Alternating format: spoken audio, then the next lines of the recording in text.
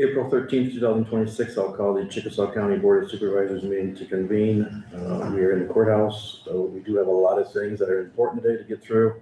I'll try to slow it down a little bit because there is some time schedules that are maybe a little tight, but roll call. All members are present along with Board Secretary Sheila Shackleton. Is there a motion to approve today's agenda that was published Friday? So. Second. Motion by Scott, second by Isaac to approve the agenda for today. Any discussion? If not, all in favor say aye. Aye. Aye. Anybody opposed? Motion is carried. Approve the minutes from last Monday, April 6th. So I see the correction that we should make. People that attended the meeting, the last one, Brewing Rock Products. Dennis Cleve, it's Kleve. Oh, it is? Okay. Anything else? Don't see anything else, so I'll make a motion to approve. Second. Motion by Steve, second by Travis to approve the minutes from April 6th with one correction of spelling. Any other discussion? If not, all in favor say aye. Aye. Aye. Anybody opposed? Motion is carried.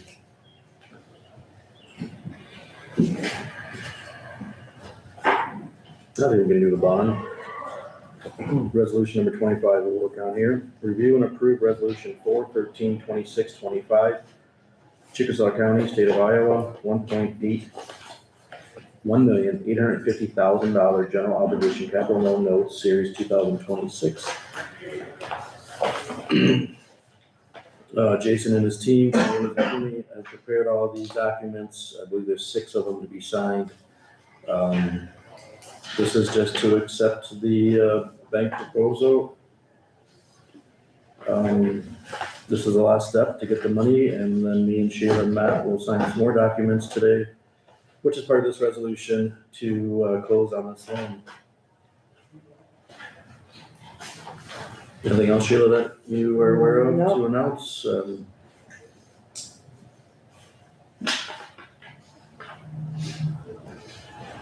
Where's the resolution? Just Oh, I'm read sorry. one of them. Here it is. So the resolution 25 is approving and authorizing a form of loan agreement and authorizing and providing for the insurance of a $1,850,000 general obligation capital loan note, series 2025, and levying a tax to pay said notes and approval of the tax exemption certificate.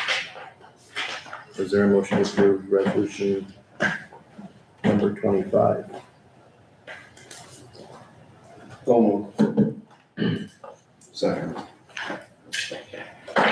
There's a motion by Travis, second by Steve, to approve resolution 4/13/26/25 in Chickasaw County, State of Iowa, $1,850,000 general obligation capital loan note, series 2026. This is specifically for B22 resurfacing project. Any discussion? If not, roll call. Travis. Aye. Steve. Aye. Isaac. Aye. Scott. Jake. Aye. Resolution has been adopted 5-0. Okay, take this. Everything's here. We have 6 of these copies, so.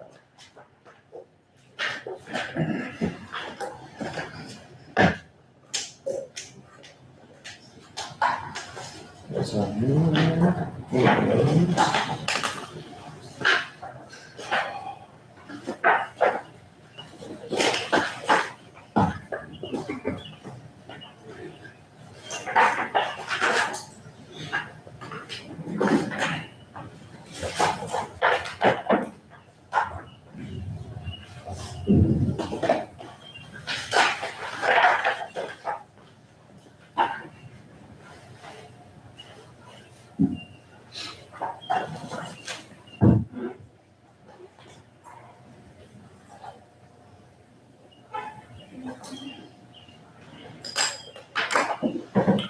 We do Jonas have you after 10:15. You're good? Yep.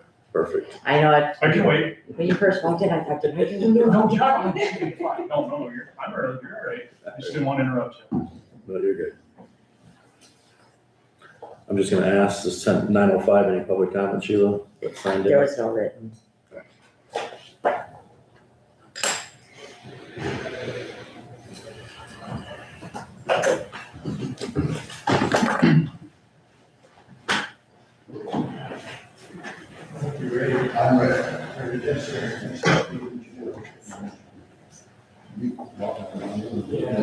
We'll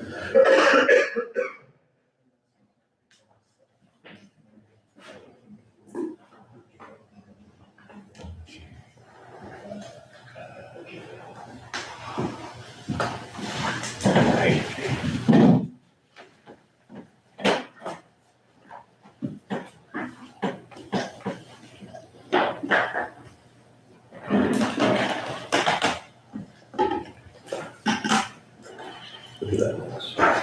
Oh, okay.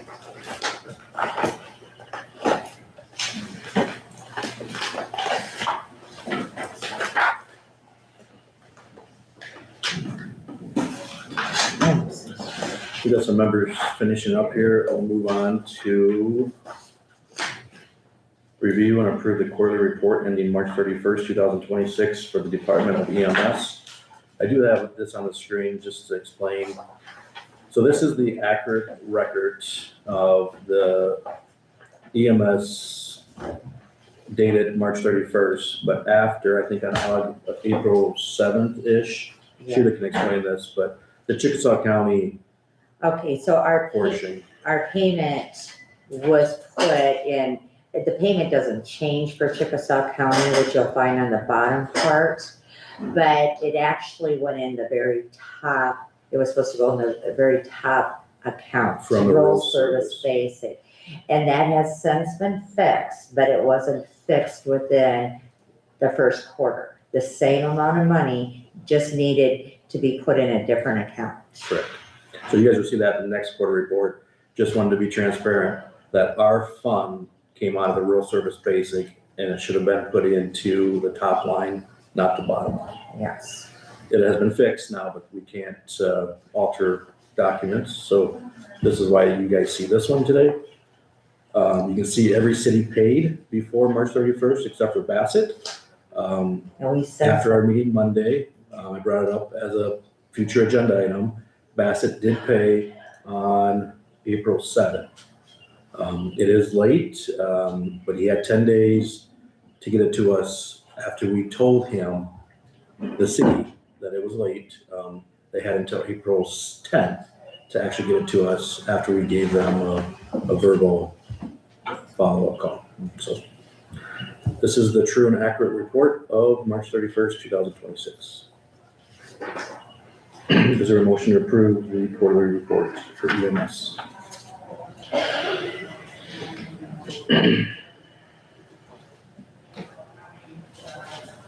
Any questions, concerns?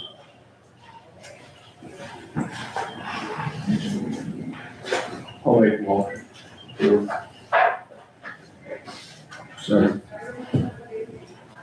Motion by Travis, second by Scott to approve the quarterly report for the Department of EMS ending March 31st, 2026.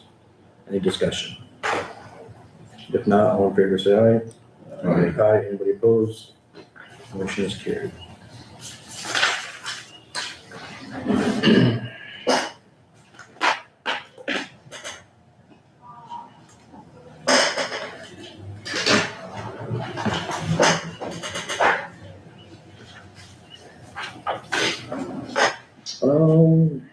Let's see, we got about a minute.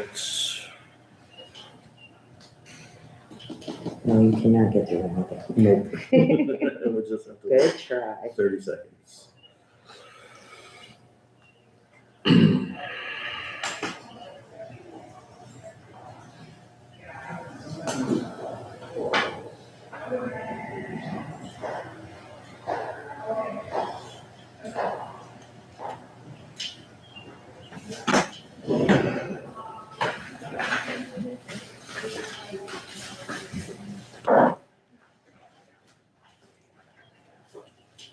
Fast. Get all, every single one. Track, you get, without college.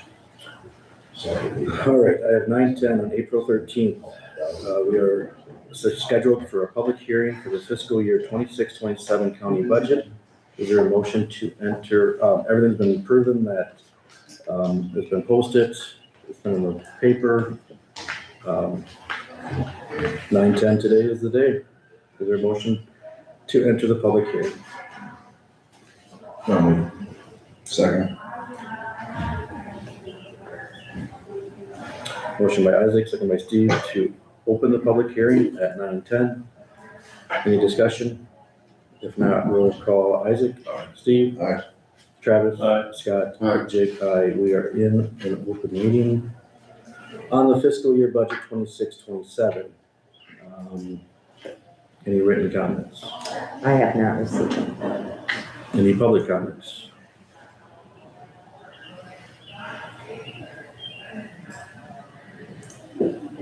I'll just give a little short update of where we're at. We started budgets, I think, back in November this year. We entered them all. We did request a 2% budget growth. We gave some direction on wages, a 4% or a $1.50. Some people came in higher, lower. It is what it is. Tax asking is down for Chickasaw County in a whole. Remember, we got penalized, I will use that word lightly, with House File 718. We could not stay at 350 anymore. We had to trigger back down to a 3.39806 for the general basic. We did lower the general supplemental. I believe it was at 185 down to a 139,256. We still have that debt on there. That is for the radio project about 6 years ago, which then gave a levy rate of 5.22276 for all property owners. And then we added for the rural people of $3.10, which was a $3.05, $3.50. We went down to a $3.10. We did show some significant growth in the county tax base, which helped out a lot. So in Chickasaw County, if you live in the rural part, it would be an $8.32276 levy rate.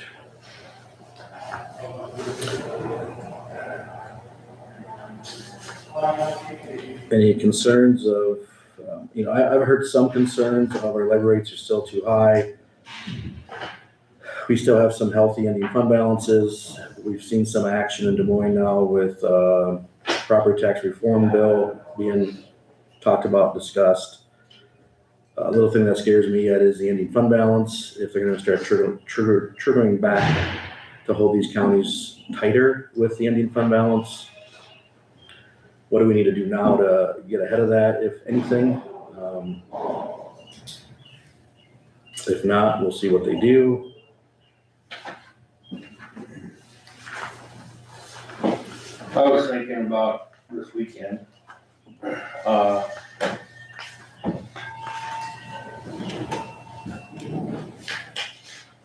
There were departments that gave quite a bit back at the end of June last year.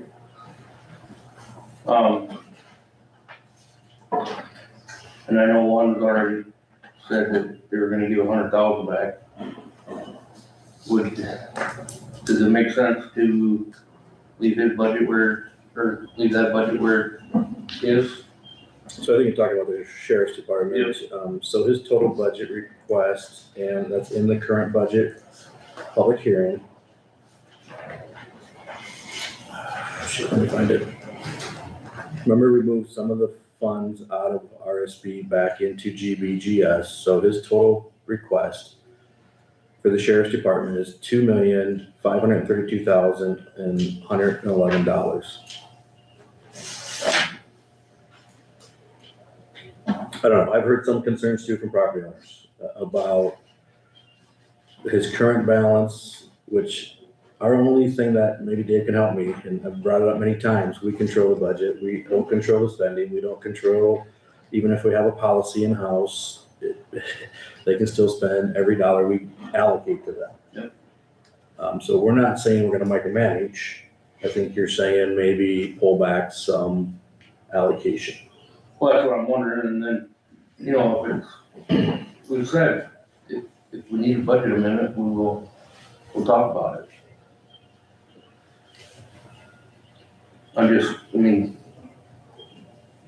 Yeah.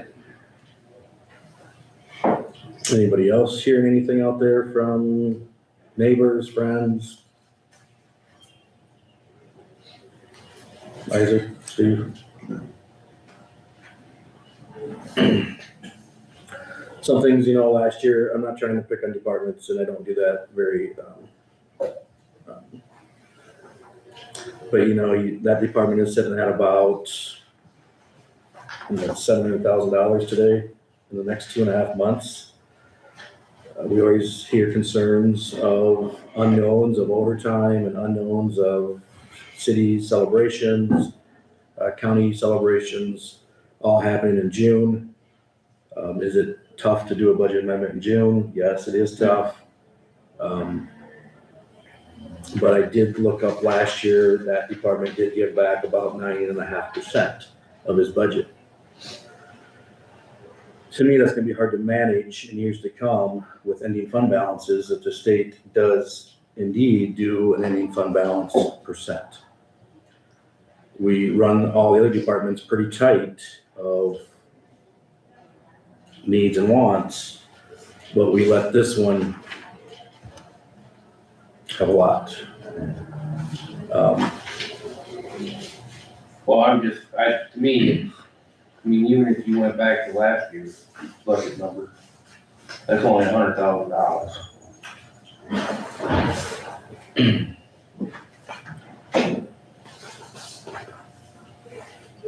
I'm looking for a number. So the resolution that, after we close this public hearing, is a resolution that we're supposed to act on, which is up on the screen, where it says, we approve this resolution as published in the papers. Therefore, the supervisor hereby approves the proposed 26-27 budget as was presented and published. Budget certification attached and on file in the county auditor's office. So we would not be able to pass this resolution today. We do have until April 30th.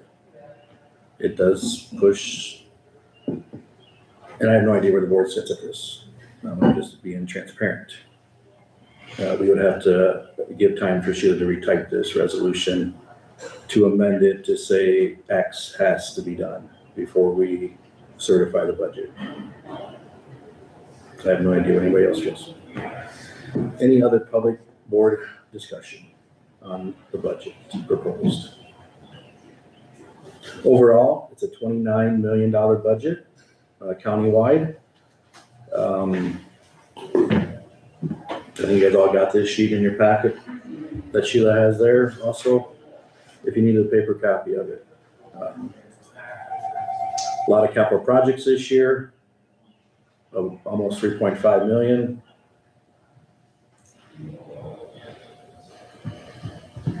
Any questions? Otherwise, if not, is there a motion to close the public hearing?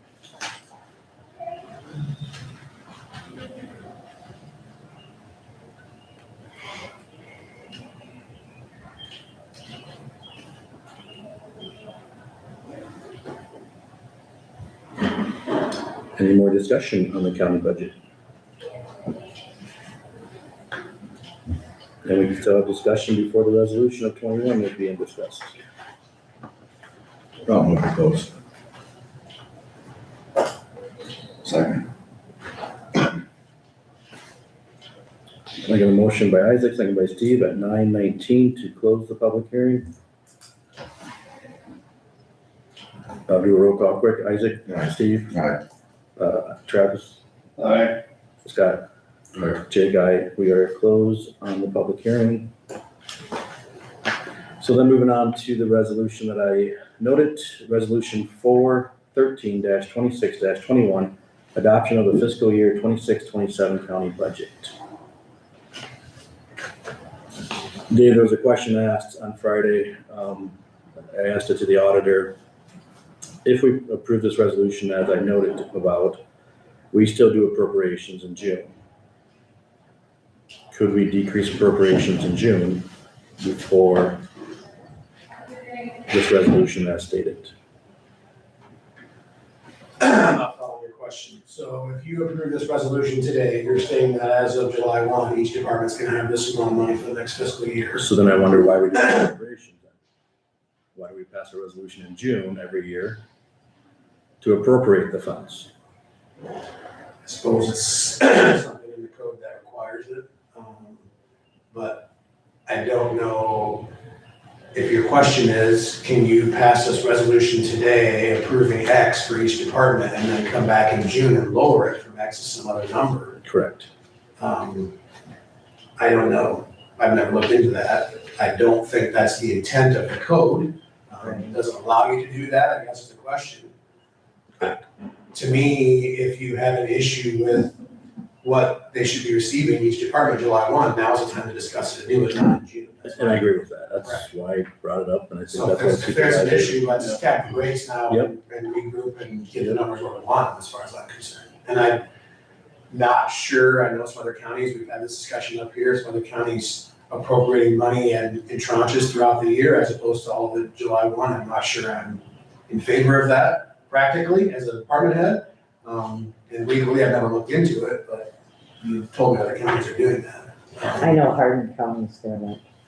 She says I guess it's water. the purpose is what? I think her board, what she conveyed to me was basically they give them half up front and then in December give them the other half. I don't know. I suppose you gotta see if revenues are coming in. Right. If revenues, property taxes only, and I hate to use this word lightly because it's a lot, I think it's about 7 million in property tax that we receive. And the other 22 million comes from services we serve. Right. But to me, speaking as a department head, once you've told me this is my budget for the next fiscal year, absent some sort of catastrophe, you promised that money to me. And I get And that. I'm authorized to spend it however I want, regardless of what policies you want to put in place, whatever you want to do. Once you cut the check, it's my money, I'm spending. And I get So that. I don't want us to get into that. I mean, I understand the intent behind some of these maneuvers. I just think we're playing with fire if we're gonna go down that road. If you have a problem with the budget, if you have a problem with what's gonna be appropriated, let's do it now and not try these other mechanisms later. That's my 2 cents. I'm with you. And I I can- think I'm part with of that is the fact that it's a board trying to practice micromanagement by allocating throughout the year. But it's been public that we don't follow policy then. Exactly. Okay, so what is our consequence? I've said it many times, the only Yeah. consequence we have Your consequences is the today. budget, is Your today. consequences today, So- is to next week or whenever you decide in the budget. You say, hey, we're upset because some department has too much fluff in there, some department is spending out of control. This is your chance to control that. Yeah. This is your chance to say, hey, we're only gonna allocate you So X. I don't say it's micromanaging. No, I'm I not think saying it's- you guys are, I'm just saying that is an aspect of micromanagement, allocate as the year progresses. Because it's very unfair when other departments are doing a lot of things by policy. Yep. And we've noted many times that there's one that's not, so And I think kind of frustration. you this know. is your remedy if you feel the budget is what it is. And then the whole thing with the state, how can a department get back 10% when we have to be very tight with ending fund balances? And then in July 2nd, 3rd, we get all this money back, it's like, Yeah. our trigger's over. I agree. So it's Yeah, and what your concern too is, and I allude to that concern, is the fact that with those property tax bills, you've got everything from a 10% max reserve to no adjustment in what you can do, to even no more than 35%. So you don't know what's gonna happen with that. And this is our last opportunity to say, we're gonna be cautious of what the state's gonna do if we do indeed give 2.5 million to said department. He has a right to spend everything he has today, I get that, until June 30th. But I'm looking at the future. I'm looking at the next 15 months out. So is there discussion on this resolution? You guys wanna pass it as is, and then we'll put it to rest? Or is there an amendment to it on lowering some department because of the revenue? Because of the expenditures? And I think it would just note that in the resolution that we are gonna potentially do something to said department, and then it will reflect the appropriations in June. Right? Yeah, you could always lower the number today. Correct. But I think once you've passed a resolution, whether that be today or next week, then I think you've promised, I don't know if that's the right word, you've allocated the funds to us as department heads.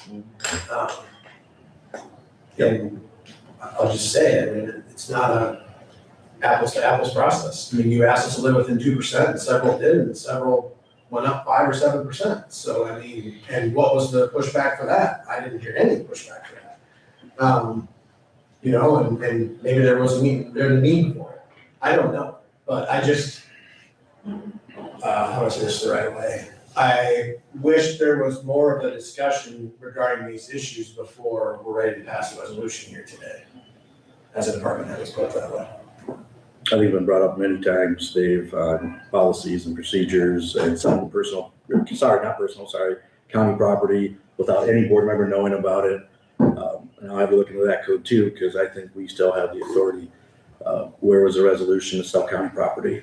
Last week you were missing, but, so. That's why I'm here down the street from citizens and Yeah. other people. I hear it too. I hear it too. I'm not here to defend anyone or to chat with anyone. I hear it too. I think this would show that we are in control of the county and we are keeping our tax dollars at heart. So. Any discussion on resolution 4/13/26/21? You want to adopt it as presented, or is there any changes to it?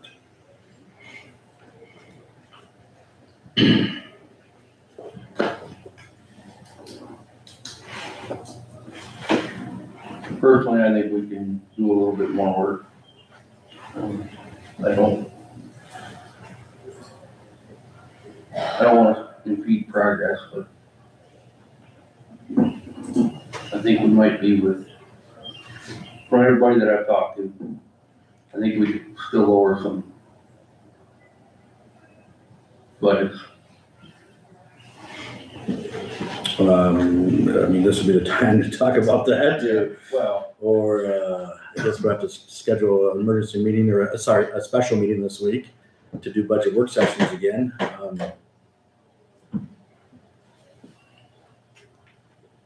Are we also thinking about levy rates then too, or I guess where are we at in this stage?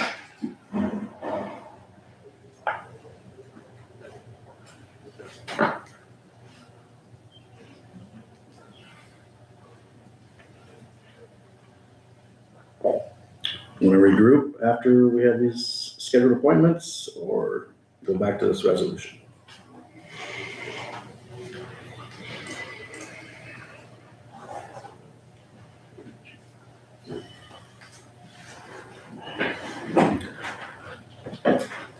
I guess to keep things on schedule today, we'll go back to that resolution after we get the scheduled time frames done.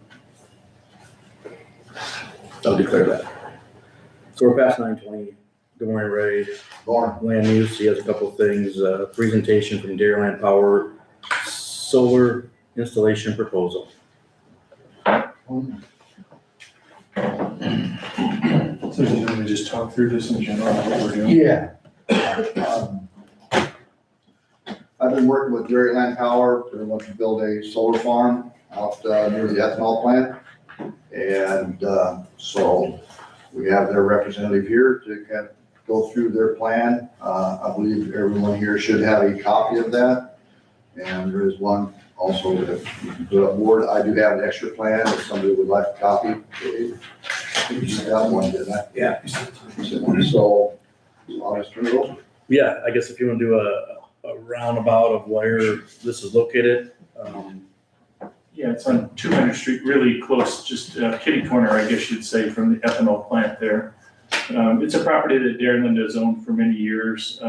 Way back in the day, there was going to be a coal plant down in this area, and most of that property was sold off, but this is a remaining piece, kind of marginal farmland, so stream running through it.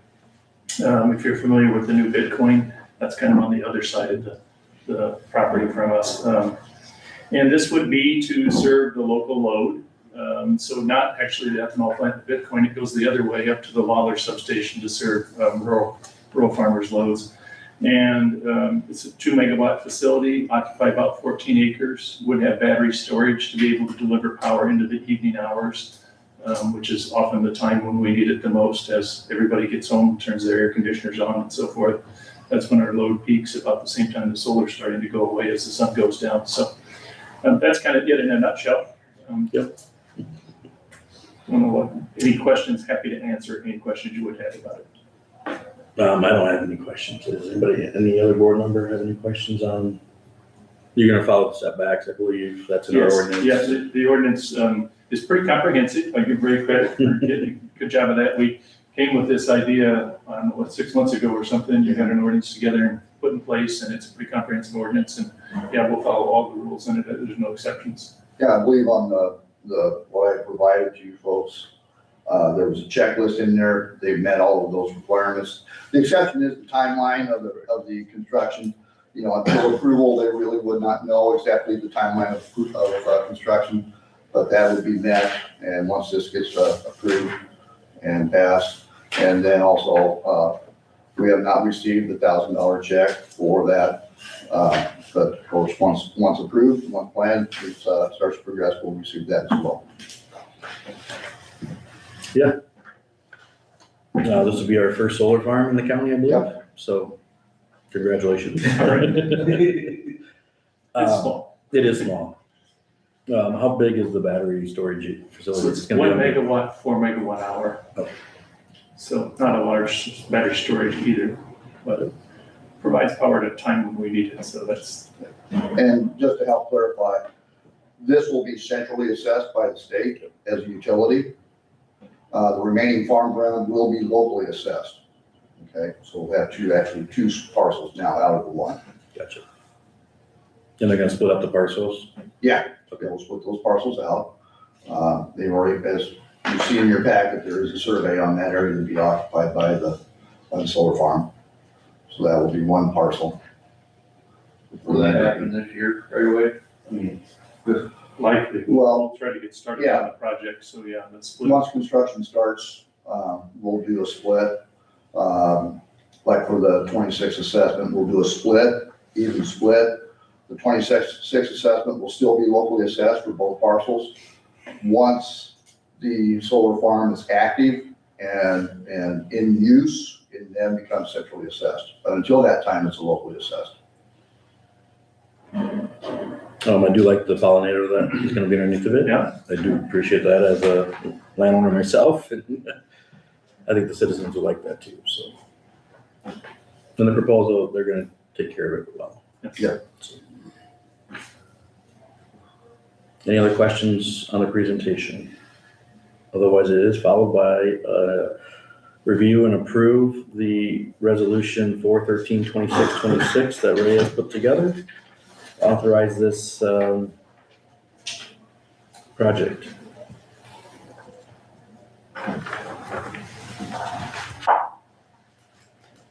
Anybody have questions, or is there a motion to approve resolution 26? I move we approve resolution 26 with chair signature. Second. Motion by Scott, second by Steve to approve resolution 4-13-26-26, approving the proposed 2 megawatt solar array and battery storage facility as follows. It's gonna be in Dairyland Power, proposed to construct a 2 megawatt solar array and battery facility located in the northwest 1/4 of section 11, township 95 north, range 12 west of the 5th PM in Chickasaw County, Iowa. Any discussion? So what? Northeast quarter, Northeast, sorry, just the record's clear. northwest, sorry, northeast. Yeah. It's right here. Any discussion on resolution 26? If not, roll call. Scott? Aye. Steve? Aye. Isaac? Aye. Travis? Aye. Jake, aye, motion is carried. Thank Very you. good. I just have to ask you, did you sign in? No idea. Yeah, would you please? I did that. I have to write everybody's name down, That's so I right. just make sure I get it Do that right. before I do. Thank you. Thank you, everybody. Thanks, Ray, on that. Yep. And Dairyland Power. Appreciate it. Got one more resolution, Ray. Review and adopt resolution 413-26-24, a minor subdivision of link. Yeah, it is on a split for minor subdivision. You should have that also available to pull up. Is it in there? You see it on this packet here. This one.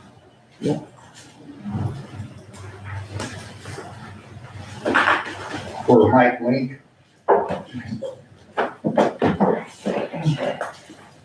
Down by 200th Street. yes. From the parent parcel, there's been 4 other parcels split. And it's a remaining parcel actually that they never actually created a survey description for. And so that is what creates the minor subdivision, the fact that we've had multiple splits prior to. Just that little sliver there, parcel H. No, that was one that was split off. Go to, scroll down, or let's see, Which, I got, Oh, it must be that little blue there, that light blue. Looks so like, go to the first aerial. Keep going. There you go. There's a red line outline total, that's the parent parcel.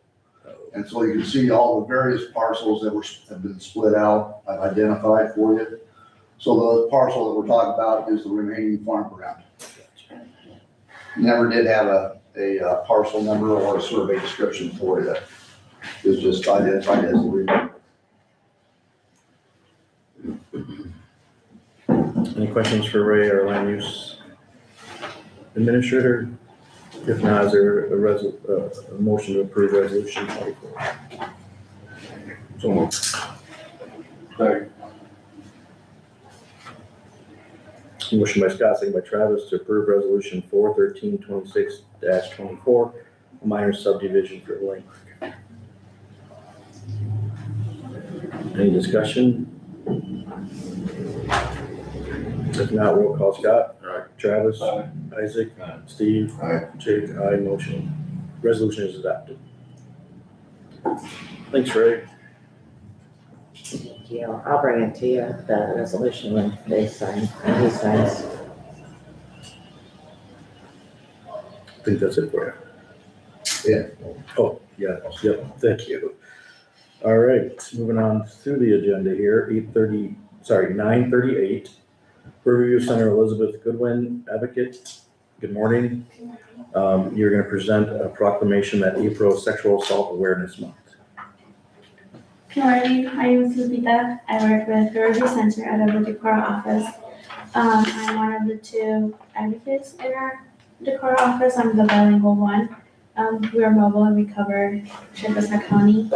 And then I don't know if you guys received the proclamation. Yes, we did receive it. Okay, and then I know some counties like me to read it. You can read it, if you could. Or I can have Sheila read it. Or I can read it too. Okay. Doesn't matter, so I can read it. Whereas sexual assault affects women, children, and men of all racial, cultural, and economic backgrounds, and whereas in addition to the immediate physical and emotional cost, sexual assaults may also have associated consequences of post-traumatic stress disorder, substance abuse, depression, homelessness, eating disorders, and suicide. And whereas sexual assault can be devastating not only to the survivor, but also for the family, friends, and community of the survivor. And whereas since no one person, organization, agency, or community can eliminate sexual assault on their own, we must work together to educate our entire population about what can be done to prevent sexual assault, support survivors and their significant others, and support those agencies providing services to survivors. Now therefore, we, the Board of Supervisors, and for Chickasaw County, on behalf of all staff and citizens of Chickasaw County, do hereby proclaim the month of April 2026 as Sexual Assault Awareness Month. In Chickasaw County, Iowa, encourage all citizens to learn more about preventing sexual violence. Thank you. We appreciate what you guys do for our citizens and people that travel through too. Is there any questions for Elizabeth? Lupita. Lapina. I'm Lupita, sorry, I started with that. Yeah, sorry. Elizabeth is our office coordinator. Yeah. Sorry about that. No, that's okay. I work with her, so. And you did sign in, right? So I get that name right? I'll make a motion to proclaim April as sexual assault awareness month. Second. Motion by Travis, second by Isaac to approve April as Sexual Assault Awareness Month. Any discussion? If not, all in favor say aye. Aye. Anybody opposed? Motion carried. Thank you. Thank you.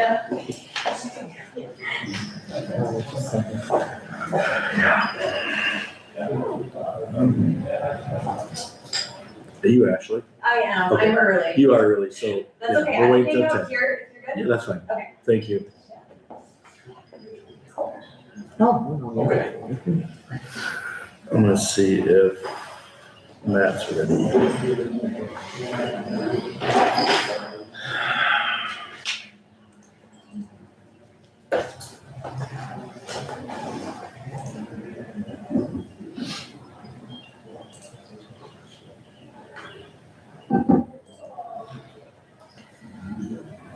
Any committee assignments by anybody? Steve, Isaac? All right. Scott, Evans? Last Thursday, we had full board quarterly landfill meeting. Did they approve the bills from February, March? Then we had a report from our engineering firm to our annual water report was approved, and our financial assurance documents were all insured. Pretty quick meeting overall. March, we took in 2,310 tons of trash. According to our current budget, we should be roughly about 50%. And we're showing right now tipping fees, our income is up about 57% for the year, which is good. It's just kind of odd. Usually the winter is our slower time of the year. So, but between tipping fees and interest rates, it looks like our income is going to be way over what we originally budgeted for this fiscal year. So that's all I got.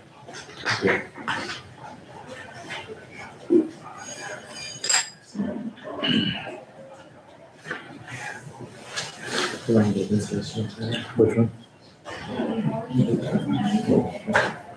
Not yet. Is there a reason we could attach that to?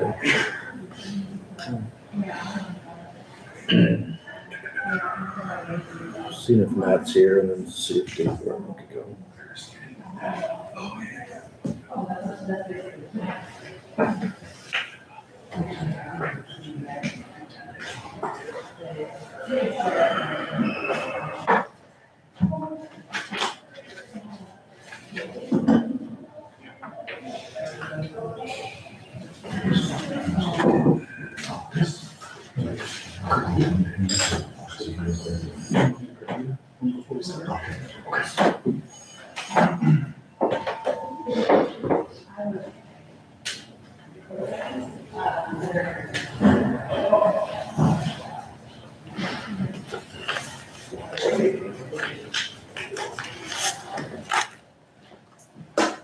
Good morning.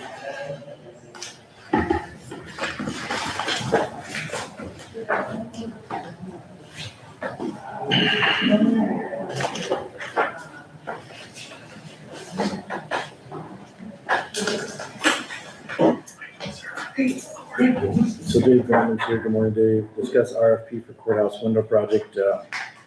Myself and Dave and Scott have been working on this RFP, like we said about 2-3 weeks ago. Things that I cannot answer is the insurance recommendation. They have a $5 million insurance in there. I think that should be changed to match what we passed last week to that $2 million. Under commercial general public liability insurance. So if it's okay with you guys to lower that down to what we just passed last week for any other vendor or contractor. And then section J of the bid, I did call the Cedar Rapids Glass, and I know Dave, you maybe reached out to him again today. I did try to get a hold of him, but he's in a meeting and he never called me back yet, so. So the question that I did ask Jay, in a normal proposal, does window vendors do a bid bond? And he said no, but we could ask for one. I guess I'm gonna ask Dave too. I don't expect this to be passed today. I think we need another week yet to get it finalized for approval. But does the board feel we need a bid bond for this project? It's not required.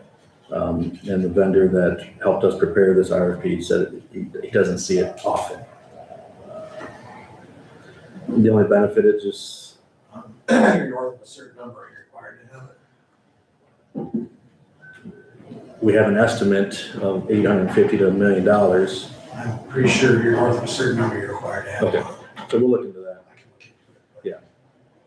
I'm pretty sure. And it's usually a percent of the total project. Correct. So, and then the thing that I asked Dave this morning, you know, I'm still up in the air of, I'm not a window expert, none of us are. We're gonna match the color that's outside, so it's a bronze. The courtroom, they have curtains and also blinds. Do we need to spend the extra money to put blinds in those windows on the north and the east? Or do we just use the curtains that are there? Dave, I mean, you've been up in that courtroom a lot. Do they use the curtains more than the blinds to let the sun out or I keep don't the think sun we out? use either. Okay. I think. Just put a tint on them? Either is sufficient. I think the vertical curtains, the slats, those are the ones that usually get pulled. Correct. So I don't know why there's double in there. It's dark enough in there to begin with, quite frankly. I don't, no lights when you do that. So my recommendation then would be not to put the mechanical blinds in. Yeah, I would 100% agree with that. Those slat curtains, there's curtains that slide, Correct. those would be more than sufficient. Was there any other questions there that I had for you? The tint, so we're picking and choosing on the top panel. Some people still want natural light to come in that's tinted, or do we just put a piece of slate on the outside so it looks like a window, but it's not? And what do you guys think on all those double pane top pieces of glass? Do we want to spend the money on the glass or just put a piece of panel? He called it a panel up there. It's a reflective panel that looks like a glass on the outside, but on the inside it's dark. It's completely dark. Did he tell us if there was a big difference in price doing it that way? Could be a savings just because it's compared to glass to. Yeah. So those are the couple of notes I wrote down by going through this. I guess I just need to know where you guys are all at before. So change the insurance to match ours. Is that okay? And then what do you want that top glass to be? And then the blinds in the courtroom. So I heard no on that. Blinds inside the glass. I don't see spending the money. I think it's a waste of money. You do. We rarely have them closed completely anyway, because it's so dark in there. And then the department head survey or the staff survey is blinds on the south and a little bit on the east and west on that side, south side of the courthouse. Right, you could basically divide the west and the east, you know, half, the south half being blinds, the north half not. Gotcha. But I did talk to Shirley in the recorder's office. We kind of thought maybe we could get by without blinds in there, but she indicated to me that they take pictures for passports, which sometimes they need to close them for that. So, you know, we're probably gonna need blinds in her office for sure. Now, the clerk of court, they were kind of up in there. They really didn't care either way, so. So we're gonna put those specifics in the specific, I think it's appendix B or C, on those specifics. The color of the windows, which ones are what area of the courthouse wants blinds and not blinds. And then the panel, we still have to finish the panel. What's your feeling on the top section of, we won't put the panels like on the stained glass windows or that glass window. I'm talking about that little 18 by 18 tops. I can't say if I ever remember it ever being open. Yeah. In here anyway. Exactly. Yeah, Can't reach it. I think they're basically in there right now just because that's the way they came and they didn't alter them from that. But yeah, those blinds have never been opened. And no one has ever expressed a need to me that they need those to have light come in. You guys okay with panels up there? It's gonna look like glass on the outside. But, okay. Panels on top sides. Is there anything else, Dave? We're gonna go with crank outs. Yeah, I think the only other question we had was the screens, and I tried Yes, to that was talk the to him question this this morning.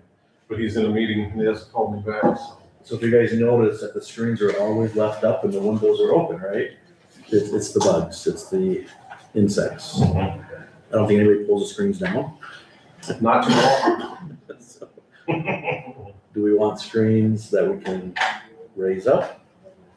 Or do we want screens at all?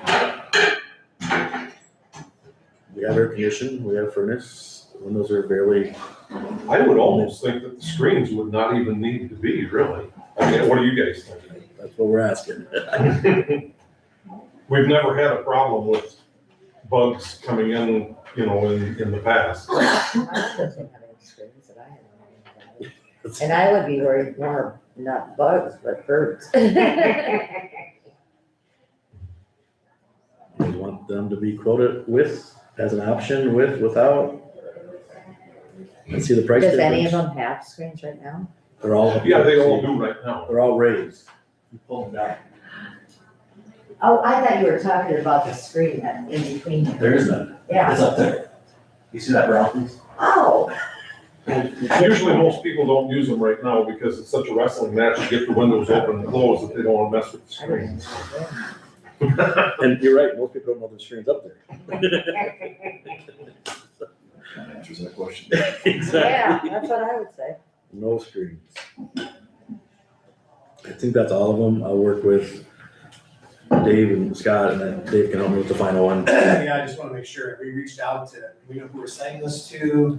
I mean, if we talked to other counties about some other vendors, I just wanna make sure we're not in a position where Yep. these people write the RFP and then they're, I did talk to Bremer County, did back out, I believe, because the price was too high, they didn't have enough money to do the project. Grundy County, I got a call on the Grundy County supervisor. She's supposed to be getting something back today.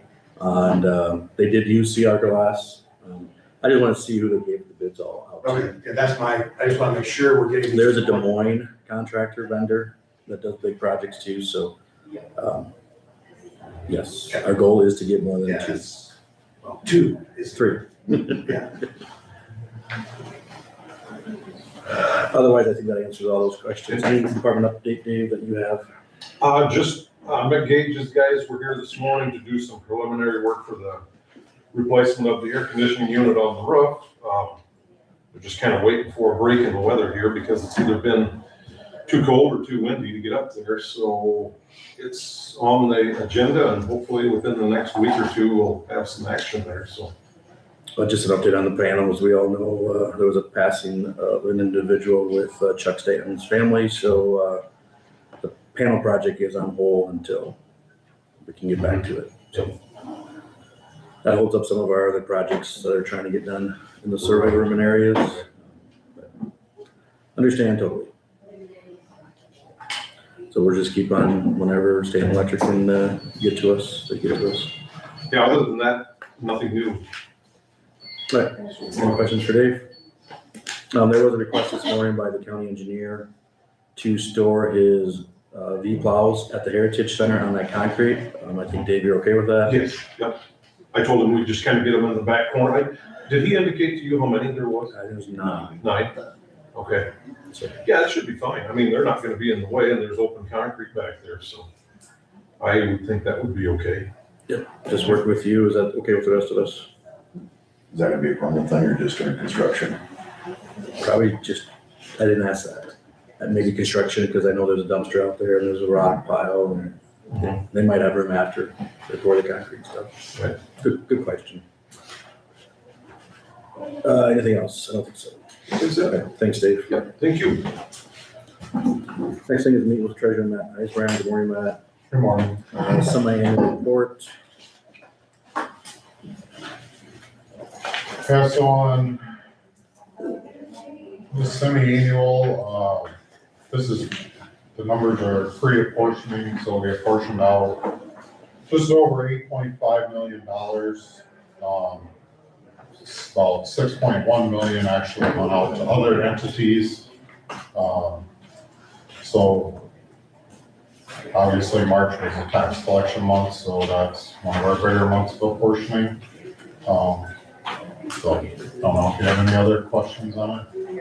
And from a year ago at this time, there was gonna be more money in there because of the debt we borrowed already from the banks, the $600,000. Yeah. About 580 still in there because the project's not done. You still haven't got the 1.8, that'll be in a couple weeks yet, but this is ending March 31st. You wanna bring up the concern that you had with some of the deposits of taxes that might have been double paid, that you told me last week, Oh, just so. well, thankfully, we don't have Nobody the yet. same problems that the other counties had, but there may have been 3 or 4, but 2 of the people I personally know, and I followed up with them, and we're just kind of waiting to make sure, but there was, the payment vendor, the people that went in and actually scheduled their payment online to be pulled the last day of the month. It didn't pull, and then if those people went back in and paid it themselves, then it ended up getting pulled out a few days later. So I know the people I've talked to, the company made it right with them and everything, so.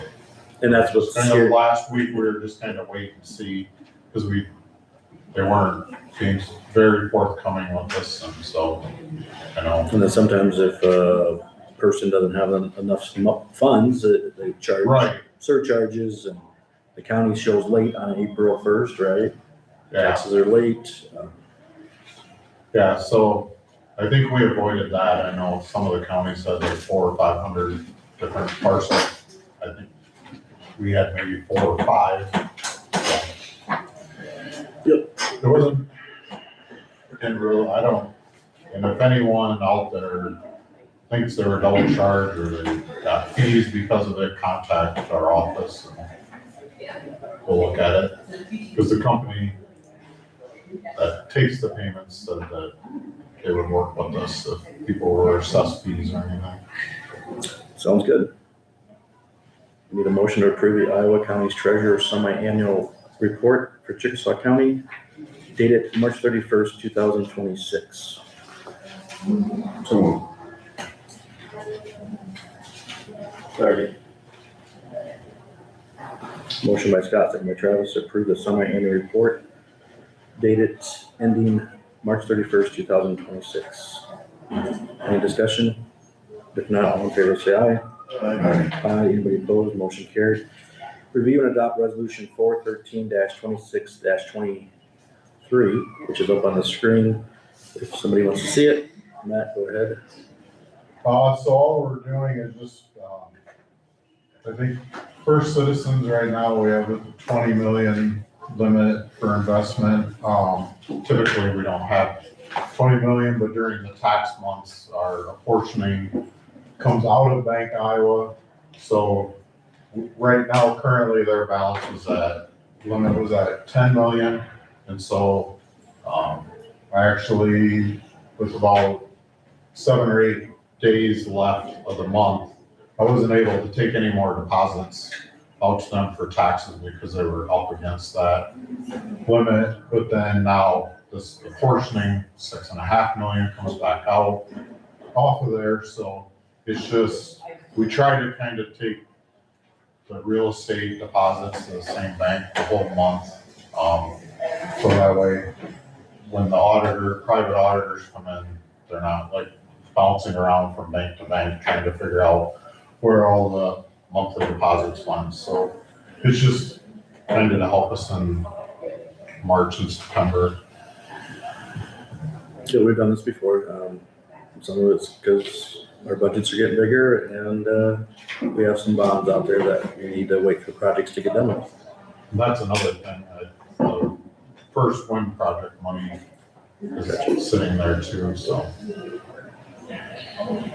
Any more discussion, or is there a motion to approve resolution 23? no, second. Motion by Isaac, second by Steve, to approve resolution 4-13-26-23. It's a resolution for depository resolution. The original one was back in amendment to the one back in 23. So we did this like 3 years ago also. Any discussion on resolution number 23? If not, roll call. Isaac? Aye. Steve? Aye. Travis? Aye. Scott? Aye. Jake? Aye. Resolution has been adopted.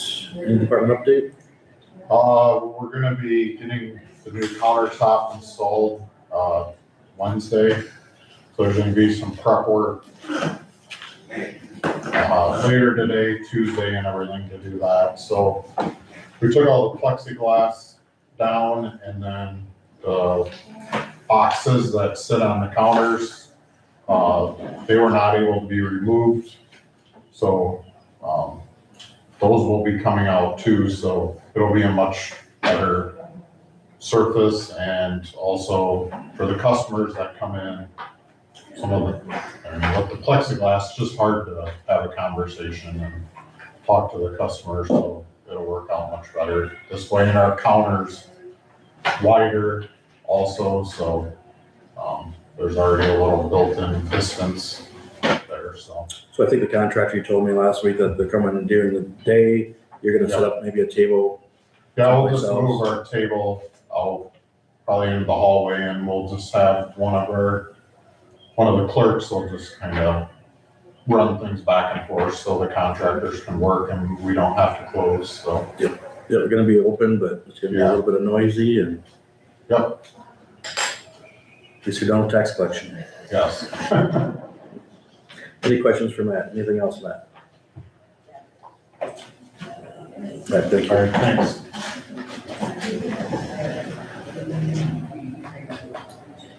Steve, you want to get the Iowa primary care staff?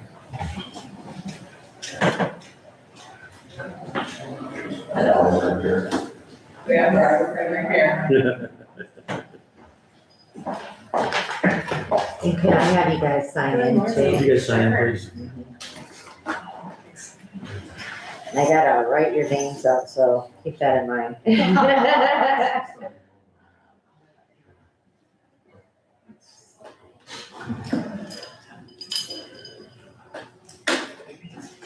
Where would you guys like us to set up shop, just right here? Yeah, you can sit there. Okay. You guys any countertop or desk or anything? Our table does pull out, but you're good there.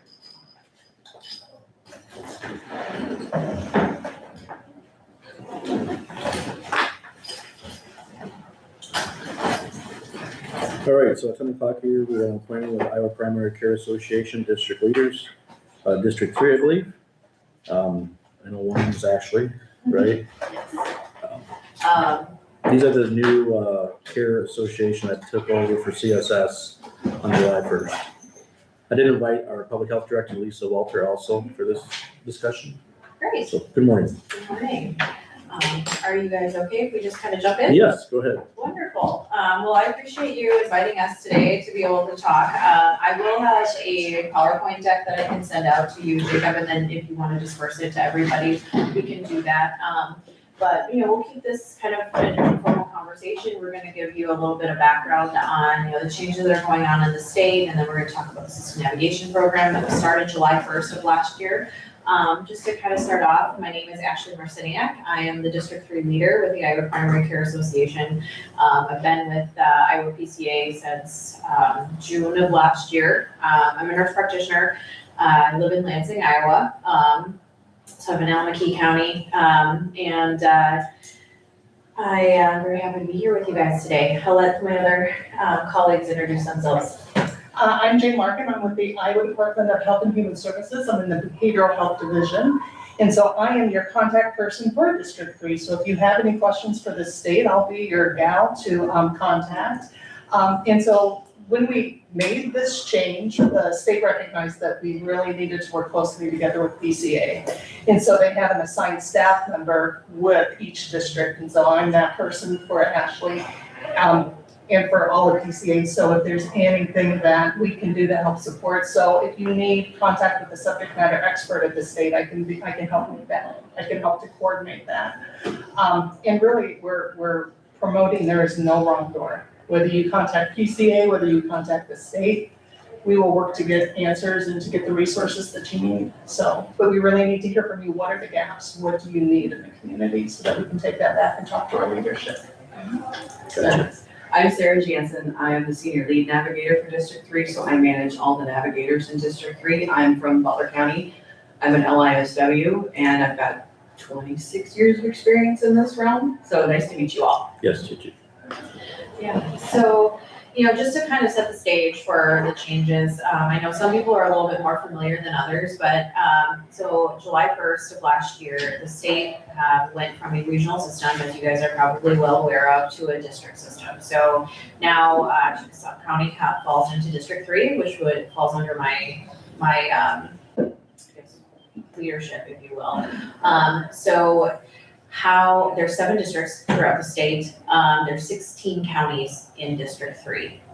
So it's really this northeastern corner that goes all the way over to Cerro Gordo, south to Marshall and Taylor County, and then kind of back up. And from a public health perspective, your districts are different than our districts. So, that's always fun.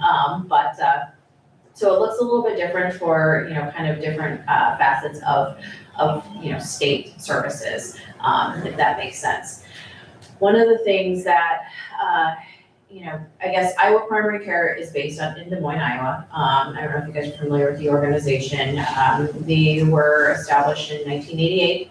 It's a nonprofit organization, and they do other things besides behavioral health. They have their Iowa Health Plus and their FQHCs, so they're federally qualified health centers throughout the state of Iowa. I believe the closest one to us here would be closer to Cedar River Rapids, Cedar Falls area. We don't have one real close in this northeastern corner of Iowa.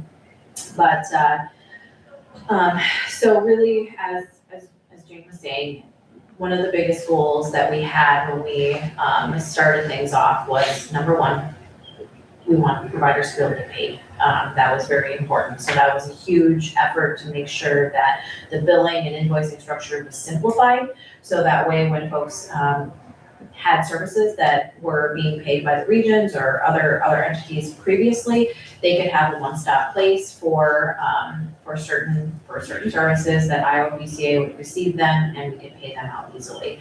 And that has been going very well. Another piece was setting up the system navigation program, and that was to Jason Michaels. It's a no wrong door approach. I think that there's probably a lot of conversation about system navigation in that it's a similar service to what other organizations are doing. And I think that a lot of people have some confusion around, is this a duplication of services? How does this look in comparison to maybe Thrive Iowa, or, what's going on within counties or other health agencies or provider organizations throughout the state. And one of the things that we really, and Sarah's going to talk about this too, as a system navigation lead, is the goal of this is access, right? This is a no wrong door for any Iowan. Doesn't matter if you are a potential patient, or you are a provider, or you are a sheriff's department, or you are a concerned parent or grandparent. This is a number that you can call to ask questions and understand what services are available near you. And it's not just a number. It's not, the point of the call is not to just, give you information and say, all right, well, thanks, see you later. It's an opportunity to have a warm handoff between our wonderful system navigation team and, maybe whatever referral source that you might be looking for. And, our service is very different compared to what maybe some others are doing. This is not a crisis line. This is a Monday through Friday, 8 to 4:30, no weekend type of service. It's for short-term support for Iowans to be able to access. And I'm going to let Sarah that's kind of a segue into Sarah. Okay. I'm going to let her talk a little bit more about it, and then, we want to have some type of questions as well, I'm sure. I got one question. Yeah, absolutely. The DAPS, Disability Access Points. Yep. You have nothing to do with them, or does? We collaborate with them, You work Jacob. We don't work with them like necessarily, but if we have a case that qualifies, Gotcha. my team will work with them to get them a warm handoff to those services. Yep, thank you. Absolutely. Good question. So Sarah, I won't steal your thunder, you can go ahead. Okay, so I have 6 navigators here in District 6. I'm working on opening office sites within the district. Currently, I have one in Cerro Gordo, Grundy, and Decorah, so Winnebago. Okay, so we've got 3 more to open. The closest one right now to you guys is gonna be Fayette. We're gonna be at Parent Share and Support in Oline. Hopefully, within the next 30 days, I will have that site open. But like Ashley was saying, there's no eligibility, so anyone can call. And I've got some flyers here if anyone's interested with our contact information. So let's say you've got an elderly individual that needs therapy and has Medicare. That's not necessarily easy to find, so they can call us and our navigators will help them find someone that accepts their insurance, whether it's telehealth or in person.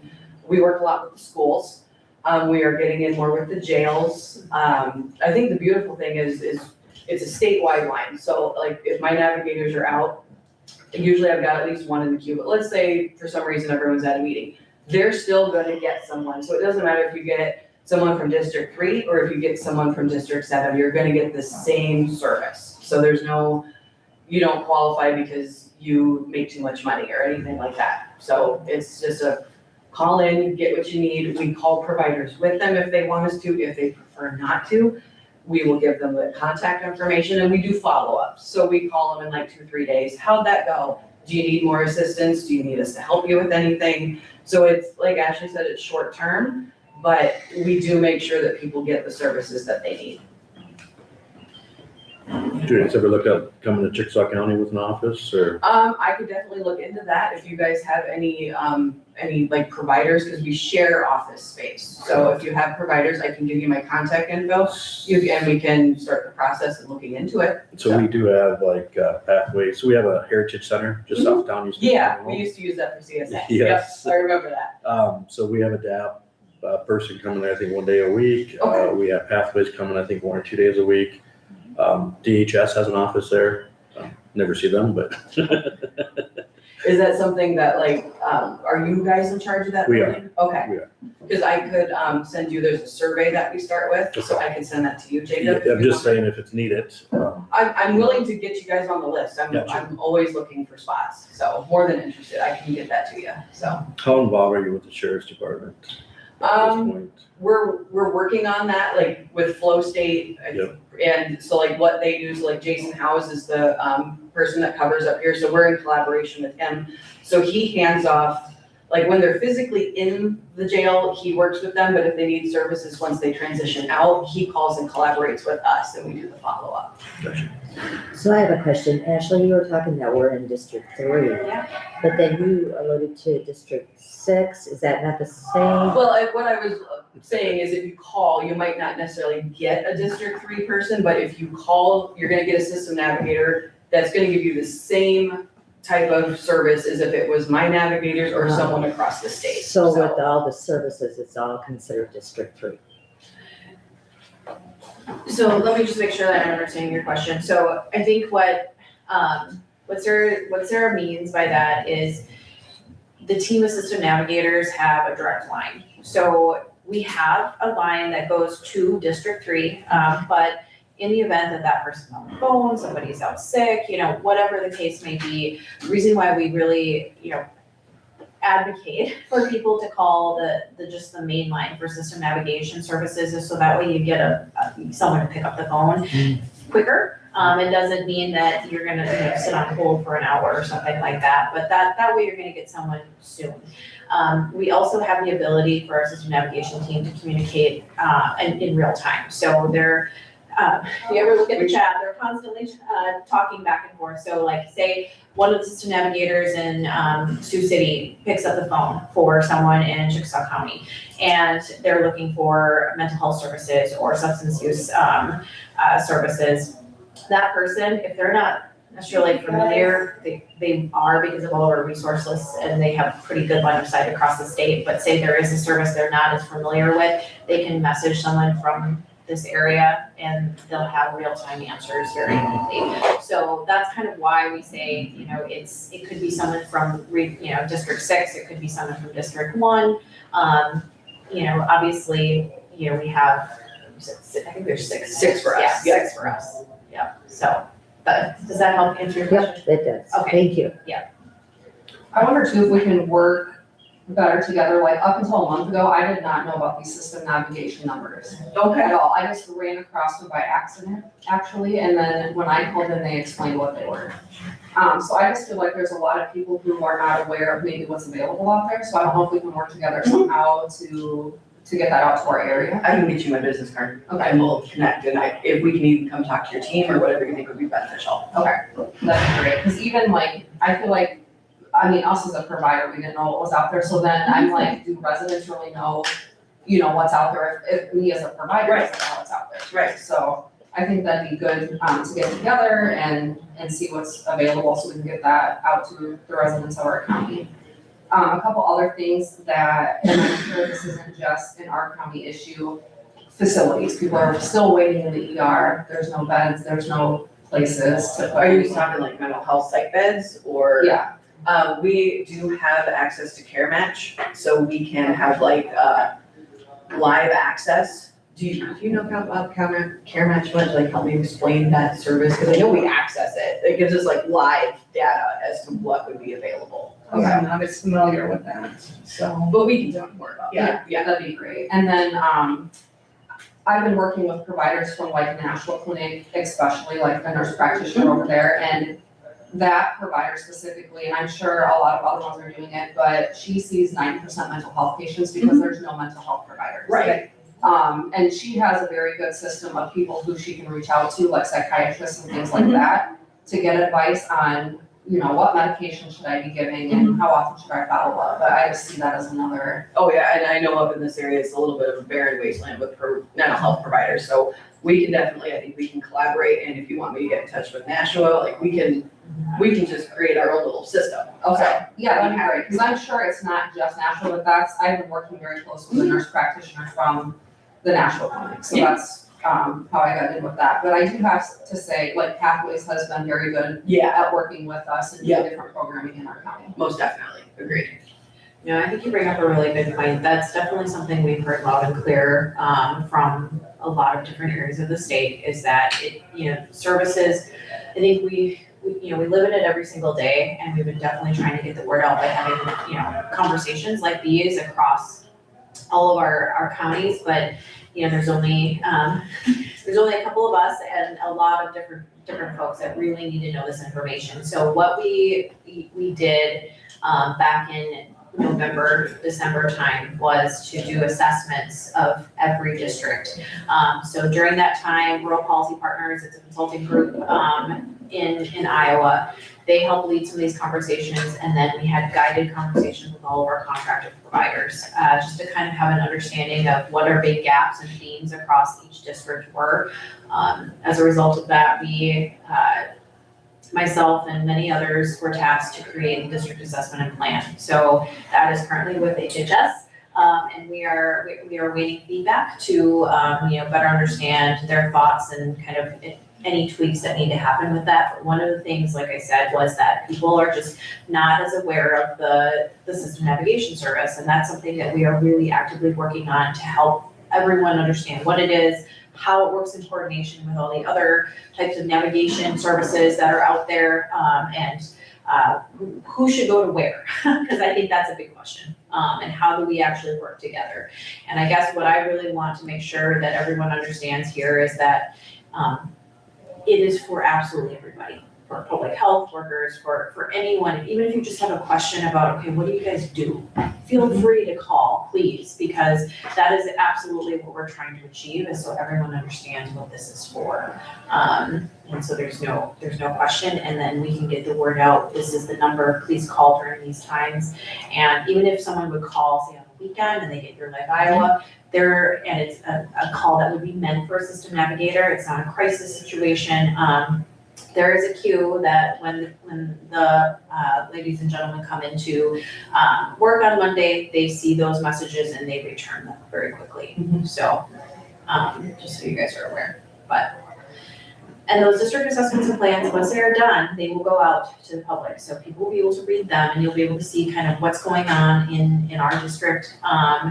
Things that, I I don't think anyone's gonna be shocked by the big issues that we have, systemically, transportation is a problem. I don't think anyone's going to say, oh, wow, that's a shock to me. I think we all know that workforce, retention and, recruitment is a concern. I live in a very rural area of Iowa, and so we're also in one right now. So we do know that there are certain gaps, in services that we need to fill. I think other things positive, we have really strong coalitions in District 3. There are very dedicated people to the work, and we're really just trying to fill the gaps and come up with creative solutions, and I find that across District 3. I know Sarah Gordo has some really interesting things that they've done. Dayton County Brain Health Coalition has done some unbelievable stuff just to try to create some solutions where they can grab the funding that they do have available. And that was another opportunity that we see. This is a new system.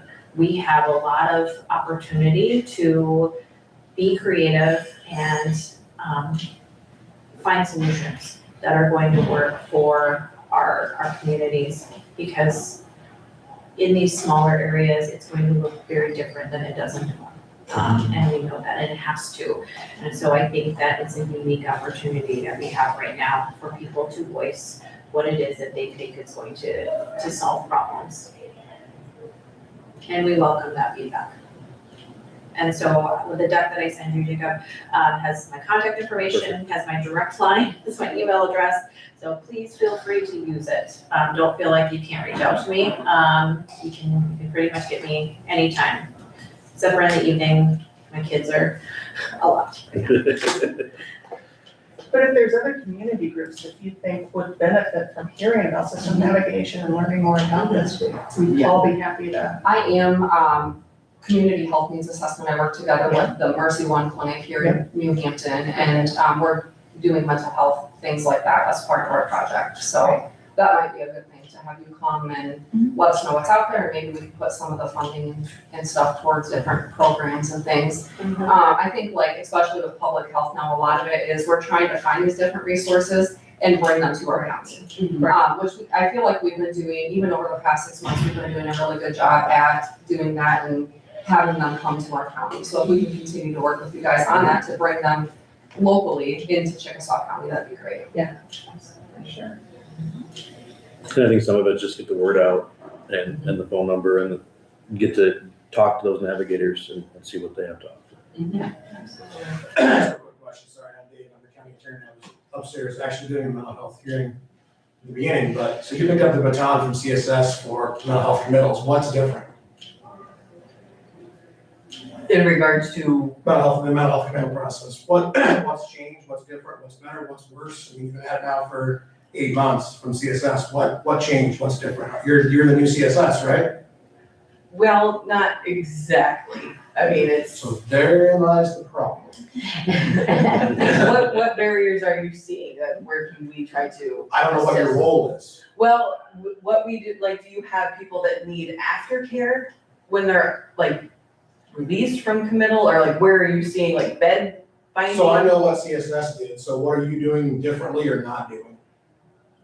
So I think that one of the things that we were not very clear about, so Iowa Primary Care is not a provider. We're not delivering services.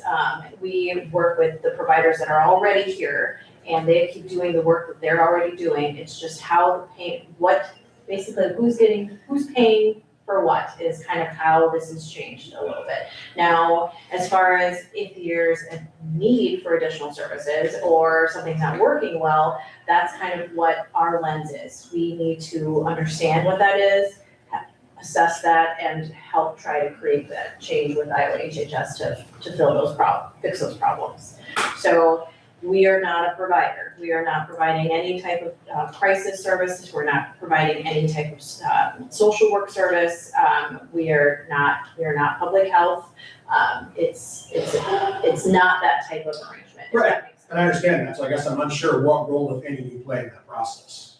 So really, like I just said, it's, if there are gaps with what you're seeing from a committal perspective, those are the things that we need to know, so that way if the providers that are doing that service are not doing it well, there are gaps in funding that you're seeing, that's our role, is to understand that and then work to solve those problems. Well, yeah, It's more of an accountability factor than anything. okay, so yeah, I'll take your card, but I don't want to waste these guys' time, but I'll just say that, and this is public knowledge, everyone in the county knows this, I tell everyone this. We have more open mental health and substance abuse cases by far than we do misdemeanor traffic violations or cases. I spend probably 3 or 4 to 1 time on mental health substance abuse cases than I do dealing with criminal cases in that street court. That's just a fact. Is that just, And it's unfortunate to me that you've been at it now for 8 or 9 months, and this is the first I've heard from anybody.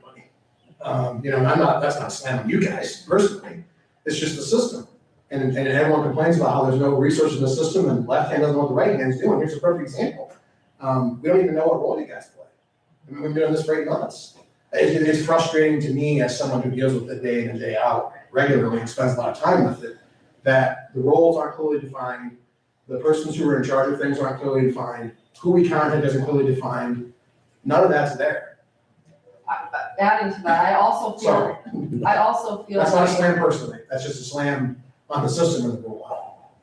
I also feel like the different parts of behavioral health, they don't know what anybody else does either, just hearing from them. So maybe, just getting out there, like who does what and who we can reach out to, I guess, for different things would be a good thing. I think that you make it a really, really good point, because that is one of the things that I have seen since I started with the organization and in working in the healthcare system for almost 20 years. The communication is poor. I mean, just to be completely honest. And I think that it's not just poor from entities like ours or the state or any other entity. The communication is poor across all service lines. And it's hard, right? Because people are working very, very fast to do whatever it is that, you need to do to serve the people that you're serving. But in that time, it's difficult to make those connections and understand which connections need to be made. And I think that we all know in some instances, there's lack of communication for God knows what reason, there are situations that happen that decrease that level of communication across service lines and providers. And that's absolutely something we're well aware of, and it needs to change. So one attempt really is to try to figure out how we can bridge the gap between each service line, law enforcement, the judicial work, mental health providers, substance use. I realize that we don't have, we don't control the DAPs. The DAPs are not us, but we do coordinate with them. There needs to be better communication between all of our entities. I don't think it's a secret across the state. This is not unique to Chickasaw County. It's not unique to Alapaque County. It's everywhere. And that's one of the reasons we have the issues that you're talking about. It's one of the reasons why we have, spend that needs to be more controlled and allocated constructively. And these are opportunities, like I said, we have the opportunity it's a unique situation right now that the whole Department of, Behavioral Health has basically been blown up and put back together. So how do we construct it in a way that allows for effective communication so that way we can coordinate well? What is going to work well in not just this county, but how you connect with others, because you guys might not have a service here, but you might have that availability in Winnebago County. I know it's a little bit further away, but it's better than sending them to Des Moines or all the way on the western side of the state. What does that look like? So those are things that we need to try and solve for. And to say that I have all the answers is funny. I don't. I don't expect you to. But that's really why I need to hear from folks like you guys. The state dropped the ball on this, I'll just say that, I would say that publicly to anybody who asks me. The state dropped the ball. And now you guys are forced to deal with the aftermath of it, quite frankly. And I think our frustration, I temper it as best I can, but our frustration shows that, it's just, no one came to us and said, this is what's gonna happen, this is what's gonna change, this is what we're doing, this is what our roles are. Because I don't know that you guys really knew that when you took over, to be honest with you, not you guys, but the working folks that were on the front lines. So I appreciate your openness, and I definitely will take your business cards and we'll follow up with you, not with these guys' time, but I think there needs to be a lot more communication to go forward, so. And that's what we hope by us coming here today, is to be able to open those lines of communication so that you've got a direct line to PCA, you've got a direct line to HHS. I'm not gonna be your subject matter experts, but I can definitely connect you with those subject matter experts, so, yeah. Is there gonna be reports and things too that you will bring to us and say, this is the changes that we've made, this is what's available, and this is how it's benefited, over the past year? Yeah, so kind of like what I was talking about earlier with the district assessment and plan, that is what we've assessed in the past year. And then the plan being, these are the things stemming from this large assessment that was done across each district. These are our goals as a result of the things that these contract providers that we work with have communicated. These are problems, we need solutions for them. Now, that does not mean that that's all encompassing of absolutely every single problem that goes on in every county across the state, but it's a start. And I can tell you that this is a process, right? Like, we are not gonna have all the answers to solve all the problems in, even just a year or two. This is gonna be an ongoing effort to get this done. But as Jane was saying, like, you have my contact information now, you know who to contact, and when there are issues, you need to get in touch with me. Is the data coming from like surveys from us who are doing the work at like local levels, or where is the information coming from? So for the assessment, there was a survey that went out to providers that are boots on the ground working. So like, for example, some of our contract providers, Pathways, so I work with Vicki all the time, and Prairie Ridge, there's multiple peer support organizations that we work with across, that I work with across the district. So, those are just some examples. And so those individuals filled out those surveys, and then we had in-person conversations with them, outside of the weekly or monthly conversations that we already have with them, and talking about very specific questions related to, like we talked about, systemic issues like transportation and workforce, to funding gaps, issues with the DAPs, how organizations are collaborating or not collaborating with the sheriff's department, who is difficult to reach, what services do we just not have in certain counties, like Clayton County doesn't have, much for peer support, how do we fix that, those types of issues. So that's how we're understanding what's going on, because honestly, I'm gonna be very transparent. I don't know everything that goes on in Chickasaw County. I don't know everything that goes on in Cerro Gordo County. And that's what we're working to find out. Because there are small little organizations that are doing some really good work that maybe they're not contracted with us, but there could be an opportunity for that because they are bridging the gaps between some of these issues that we don't have big solutions for.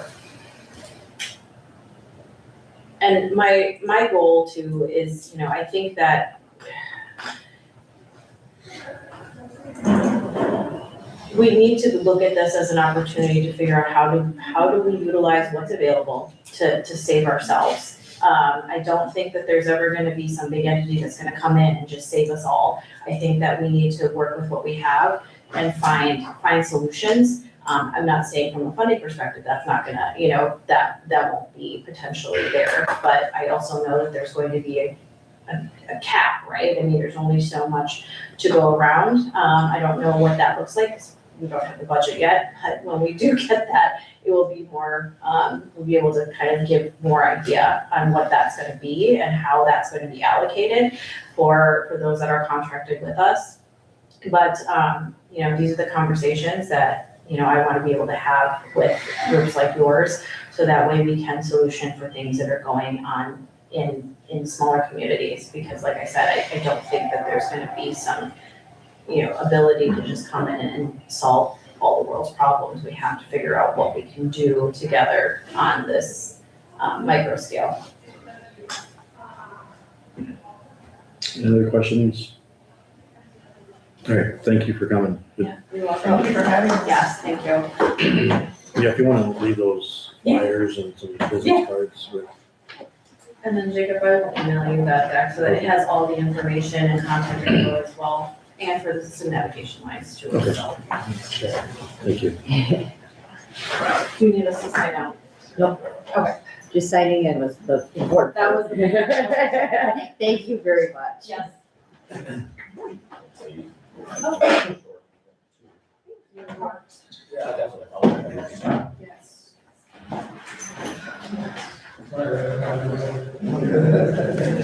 Thank you. Yes, thank you. Information for you guys. Thank you. So, do you want some flyers? Thank you. You can do extra, and then we can email it to everyone, and then we can put it together, yeah, and collaborate. I think that would be great.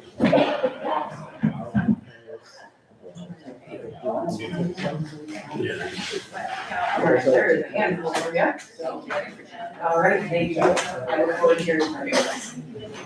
I might hand you guys some information too while we're kind of in the transition here. Yeah. Thanks for your patience. Anytime, you guys have had a long morning already. Thanks, Lisa. It's only Monday.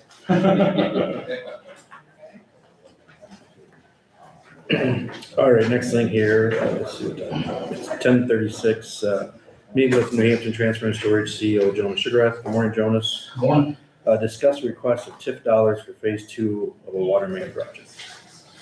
Yes, sir. So, as Jacob said, my name is Jonas Sugarrath. I'm with New Hampton Transfer and Storage. We've been kind of quietly expanding since 1965. And so we're actually completely out of room inside city limits, so we want to start growing in the county. With that, we need additional water support. So any building over 12,000 square foot has to have a water suppression or a fire suppression system.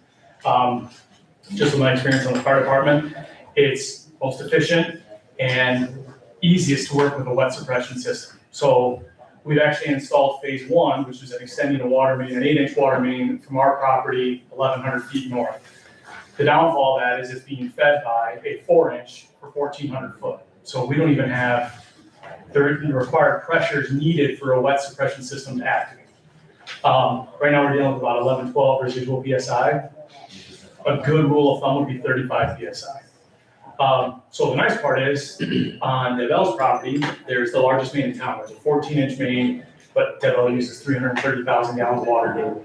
So what I'm proposing is, and what we've engineered and what we've approved with DeBell is taking their water main, their 14-inch water main, running it north along the west side of their property, and then running it along the south side of 5 Stars, the north side of DeBell's, cutting across to the east, going underneath the railroad tracks, boring under them, and Northland Avenue, and then coming back south. So we're also looking at that, if we are able to get this water main, that's going to allow us to expand at our current facility with an additional 225,000 square foot of warehouse capacity. So we built a 50,000 square foot warehouse last year, and Ray, I believe, assessed that at 2.3 million. Roughly. We don't have a final number on that yet because we're still working on concrete. We got the road perimeter completed, but we don't have the AC units in there as well. So based off those figures and what we could do at our current site, we could add 225,000 square foot of warehouse space or $200,000 worth of annual tax revenue. So without that water main though, we're kind of out of luck. So what I'm proposing is that we work with you and the city of New Hampton. As of right now, the city of New Hampton is already committed to covering 50% of this project because it is going to help loop 3 or 4 dead ends, water mains inside the city limits of New Hampton. But this is also in the county's jurisdiction as well. So the nice part about that is we've got approval from the engineering, we've got approval from DeBell, we've got approval from Wagner Brothers to go on their property and run this in the cities right away. But the cost has increased greatly in the last couple of years. We're looking at about just over $400,000. So in that packet, the first 4 pages you're going to see are the engineering. So it's phase 1 and phase 2. Phase 1 was completely done on our property.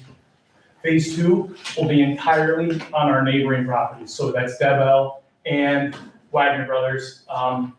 So the hard part for us would be spending $400,000 on somebody else's property. But we need the water. So this infrastructure, if it goes through, will allow us to expand, like I said, with an additional 225,000 square foot of warehouse space and continue to grow in New Hampton where we've grown for 3 generations. So I was wondering if we could partner with you guys on a TIF project to help fund not only that water main project, but allow us to expand in the future for as long as I'm around. I really have no desire to go anywhere else. I was born in New Hampton, raised in New Hampton. My grandpa started this, my father ran it, and I want to see it go to the next generation.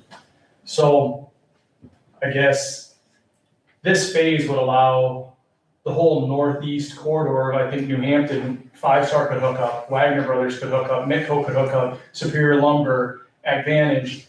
And I think that would be a huge benefit to them as well, because any facility they have over 12,000 square foot, if it's a new addition, has to be sprinklered as well. So it'd be really nice for them to have this copious amounts of water right there. And then also one of my biggest fears is when I was on the fire department, the actual dryer caught on fire at 5-Star. And we ended up having to shut down all of Northland from the corner of Milwaukee north. And we're trying to shuttle water and keep up. And to say it was a challenge and inefficient would be an understatement. We were trying to draft from our holding pond to get enough water, and there wasn't enough. And as fast as you can shuttle water, 1,000 gallons of water goes pretty quick, and you're pumping 100 PSI, 600 gallons a minute. So it'd be really great to have an 8-inch with, 55 PSI and 680 or 900 gallons a minute right there at your disposal. And so I guess what I'm asking with you guys is I would like to partner with the county to kind of move forward with this project, so that would allow New Hampton Transfer to grow with another 4 additions. I know that we can negotiate with the committee or whatever down the road. I've talked to Ray about this a little bit, and I'm just gonna share this with the board. What if we put the whole North Lynn into an urban renewal plan, or in our current urban renewal plan, to include what you just said? All that property that's in the county on the east side of North Lynn, and go all the way up to FS. So we can capture any of those TIF dollars if they add or build more value, and put it in our urban renewal plan and capture some of that for some of the projects that we have intentions for. And then work with a business plan with Jonas on cost sharing some of this water pipe. Not start a new urban renewal plan, because if it's just New Hampton Transfer and Storage, that would consist of a brand new plan. This is project specific, and work on a business agreement plan in the next couple months with New Hampton Transfer and Storage. I will just tell you, you will lose my vote on the map.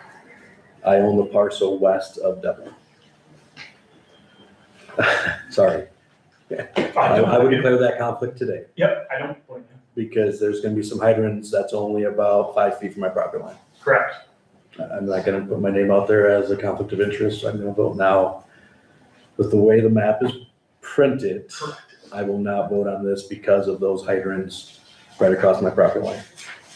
I know Casey made at one point, I talked about hooking up the light plant because there's not adequate water flows there as well. That's one of the dead ends. And basically there's 3 lines coming off of Milwaukee going west that are dead end lines, which is not good for any water main system. Good. And yeah, he did talk about 3 or 4 hydrants just on Deville's property as well, so. And I see one right there by my Yep. fence post that Yep. I would easily attach to if I had the option to down the road. Yeah. So that's why I'm gonna declare the conflict today. And honestly, that's kind of what. With the map as presented. That's kind of what I talked with my neighboring partners about is for their future growth. I don't see 5-Star slowing down anytime soon. Advantage just added a huge development, recently as well. Plus we also have a lumberyard right there on the north side of town as well. And I was called to the Waller lumberyard fire when I was on the fire department, and that was a challenge as well, trying to get adequate water, and I was over downtown. So to me, I see a problem in the future if there is, say there's a anhydrous leak at Advantage and the wind's in the north, one to the south, that's a concern as well. So it would help out that whole north end of New Hampton and allow them to expand greatly as well. I know Five Stars talked about, in city water for years. You do have a large well, but I don't know if that would, you'd have to have multiple risers and pumps for a wet suppression system. I don't know how big that well pump is, do you? I'm not sure, it's at least an 8-inch, but, And that's what this would be an 8-inch main. it wouldn't have the flow that the 8-inch main would have. That's where we're struggling, right? Because it's being fed by a 4. So our gallons per minute isn't at the necessary requirement. You only can get so much water through a 4-inch pipe. They basically say every time that you go up by 2 inches, it essentially doubles. So a 4 to a 6, a 6 to an 8. What's on the east side of Devo? Only a 4-inch? On the east side of Devo right now, yes, that's a 4, correct. Yep, that goes all the way back to the corner of the wall. Yep, that's where, like Adam Gertz, Denner, we're having quite a few rust issues. I know the building we built in 15 is actually hooked up to that 4-inch city, and we're cleaning those toilets every other weekend. There's a lot of stagnant water. So this would loop that whole system, which would help out pressures equalizing on that whole north side of town. Just to confirm, the right of way is where you would lay the pipe Correct. on Northland. Correct. And then what we would actually do is what I talked about with Casey was stubbing up those hydrants in on our property and then kind of putting a concrete barricade around them. So if there was ever a fire, the fire department could get to it on level ground instead of trying to hook up to something in the ditch and being at the risk of traffic. They'd be able to pull into our yard, hook up right there to those hydrants at flat level. So could be one in the driveway of Midco and Whiteman Brothers? Right at the end there, yep. Yep, I believe actually the plan right now is to put a hydrant right at the end of our property where it meets Whiteman Brothers. So they could pull in to our property and hook up to that. So yeah, this is new to all of us. First day I saw the print. If you guys are gonna move forward with this, I would wrap it around the urban rural plan that we have in place and see if it can catch all parcels in the commercial district of the county rural properties. To show you guys too, kind of what we're planning. Bring this up. So the buildings that actually have like the white clear roofs, those are already existing. The ones that have the slants, those are our all future. So we've already got it laid out where we could put quite a few large warehouses in there. I don't see your house anymore. That's going away. We've talked to Casey and Ray about that, and my wife would be really happy to get out of there too. It's not fun getting woken up on Sunday morning at 4 a.m. when truck drivers knocking on your bedroom window, so. What do you guys wanna do? You wanna think about this, see what our bond attorney thinks? We are on the agenda also to review the engagement letter for amendment number 3 to the urban renewal plan. That's why I've not brought that up yet. The engagement letter with his law firm is now a per hour rate, it's not a fixed rate. And they are working on the amendment number 3 with additional road projects and additional parcels. Do we just, if you guys wanna agree to add these to Northland with the current urban renewal. I think it'd be the time to do it, if we're going to, since they turn the keys. Yeah, I think, if we're gonna look at it, it definitely should be put in the urban renewal plan. I guess, is there any, issues, conflicts, I don't know what you wanna call it, if we were moving ahead with this project of the city annexing that, and then what happens? Okay, right now, the city has an urban renewal TIF specific project with New Hampton Transfer Storage. They have done 3 of them now. Correct. I believe, 3 project-specific TIFs with them. And so, if the city was to annex all of that, I don't know about that project, but I don't know that they can annex. If you've already got an agreement with a property, that you're involved with, I don't know that they can annex that because of that, conflict. I guess I can't answer that for sure. What was your question more, if they would annex all the way? Well, I mean, it's kind of like you said, you know, I don't know if, I don't know if they can do it in the process, but if, you know, as the TIF goes away and, the county residents have now paid for the water line. If the project-specific TIF was completed And the after city 10 annexed. years, could they potentially annex? Yes. But you would have to agree to that because you've already got an urban renewal TIF there. I think you're in place with your urban renewals, district. I think you would have to be in agreement with that first off. And I think, so, but as far as, and I believe you have asked the city about annexation. We have looked into it, yes.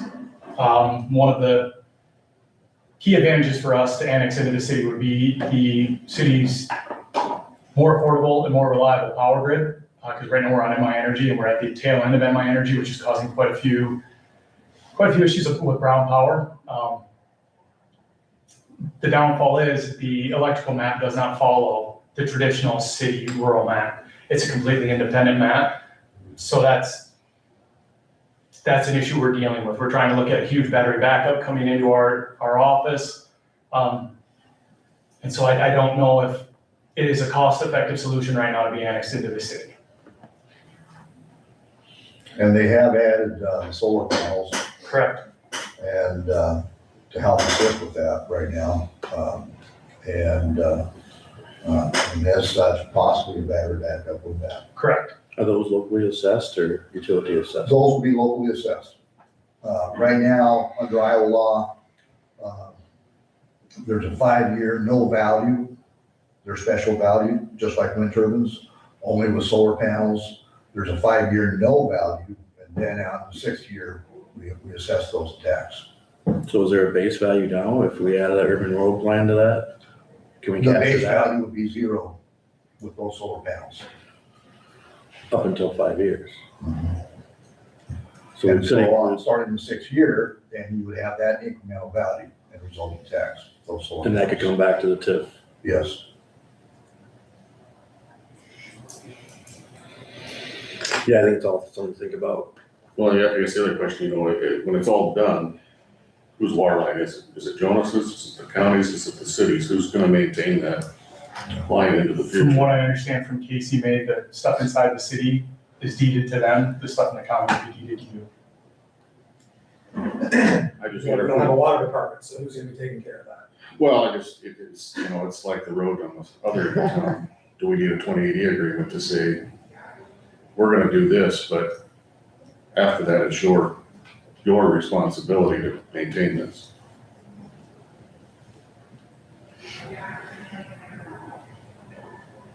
So the project cost is roughly 400, and the city's committed to paying half of it? Correct, sir. Yep, it's just over, I think it's 400,500 some odd dollars. Yep, that's if we commit to it this year. Just talking with West Union Trenching, who'd be doing the boring. They talked about a labor increase next year, and then so did Blazek talked about like a 12% pipe increase, cost of pipe for next year. As far as the maintenance, I hope there's not a lot, this, you know, with a brand new pipe. But also, this is the hard part too, is the 14-inch main that is currently being used from that west water tower that goes straight to Deb Ellen was a used pipe when the city bought it. It is an abnormal sized pipe. Normally, any fire department pre-connects a hydrant to 6, to an 8, to a 12, to a 24, to a 36. So there's gonna have to be some exploratory digging on that 14 to figure out how to adapt that to an 8-inch pipe, and then how to not shut that water main off so that Devel using the largest amount of water in New Hampshire. We actually have to do a live tap. So that price includes the live tap as well. I would just say things happen. I mean, that's one of the first things I would be curious is if the city of New Hampton is willing to enter into a 20 to take over that. That'd be the first step, I would think. Because if they're not willing to maintain that and take on the potential future costs, it's not a dead end. You guys can do whatever you want. I wouldn't recommend. You know, because then you're taking on a liability for water mains and piping that you don't really have the expertise or knowledge or ability to deal with unless you're gonna figure out. hire someone to do that. So it's all city until they hit the middle of North Clinton. Right, but if you're gonna have water lines on county property that are fed from the city, but you're gonna be responsible for them, that sounds like a legal nightmare to me. So to me, unless they're willing to, you put up the money to bring the infrastructure in, but they then take over the infrastructure and maintain it in perpetuity, I think about it more, but I'm not really sure I'm keen on the county now having a water system that they're maintaining that's fed by someone else's system, if you get where I'm going. So I think I can't speak for Casey, obviously, I'd like to bring him in on this conversation, but just after speaking with Casey about, hey, our new office here that needs to be fire suppressed, what are you gonna charge us for gallons? And so if the city's already gonna be charging us for those gallons, and since we're outside the city limits, the rates are higher, I'm assuming they would probably own it and maintain it, but that is a broad assumption. Yep, I would agree with you. I think, to me, the next step would be that someone from the board needs to meet with Casey. And I think Roman probably needs to be involved, just because the fact of the matter is it's a county issue and he can offer any expertise he may offer. And I'm happy to sit on that meeting as well, but I think that would be the next step, would be to see what's practical and see how legally and practically they can work before you figure out the financing aspect of it. That's to me. Because if it isn't practical from a legal and physical perspective, then what's the point of wasting our time? Not wasting. That's valid, no, I understand, that's valid. Spending any more. That's valid. But let's see if we can get that worked out, and then you guys can figure out whether you want to support it financially, and if so, how much and how you're gonna do it. That'd be my suggestion. But I think we can pose a question to Jason and see if it could be added to their renewal plan as is with those parcels that Ray and Roman are working on starting today. Add it to your list. Yeah. I don't know. I'm not a bond attorney, but I'll reserve my thoughts until after we figure out the first part of it. All right, any other questions for Jonas? All right, thank you. Thank you, guys. I'm happy to sit on that. I don't know who, you probably want to be involved, I'm guessing, Jake, since you're gonna be out of it. I'm not going on the business agreement Okay, plan. so that, I can vote on the urban renewal plan. On the but commercial side. if you're gonna be out of the vote anyway, just so you're not part of, you're not on the committee. So if someone else wants to sit and meet with Jonas and Casey and I and try to figure out how to. Yeah, I'm familiar with the 5-star issues up here, so. Steve? Yeah, I'm fine with that. I would really like your expertise. Let's try and set something up with the city and you and him and see if we can hammer out But practically and. don't you think he would have a conflict too, since he's a board member of 5-Star Co-op? There you go. I would say that's, I'm just, Yeah, you would have to declare. If we're gonna pay to bring county, bring water out to your facility, I'm not saying it is or isn't. I think, Your call. might be better. Okay, yeah, let's see if we can set something up and then we'll get some details figured out before we get going too far down the road. If you're okay with that. No, yeah, I think I agree with that wholeheartedly. Okay, I'm fine with that as well. Thank you guys for your time, I truly appreciate it. Thank you, Tony. Thank you. And you don't have to worry about, something. Okay, thank you. So back down to the review and approve engagement letter, amendment number 3 to the CWEC urban renewal plan. This is asked about, you guys got a copy of the engagement letter. The law firm will, if you go to page 3 where it says fees, this is different from the amendment number 1 and 2, where I recall there was like a fixed $3,000, $6,000 cost. This is more are based off of hours worked by the firm. If we add the Northland parcels, it might add a lot more hours, but this one's more specific to the T76 paving project and any other projects Roman or Ray thinks should be added to the urban renewal plan amendment number 3.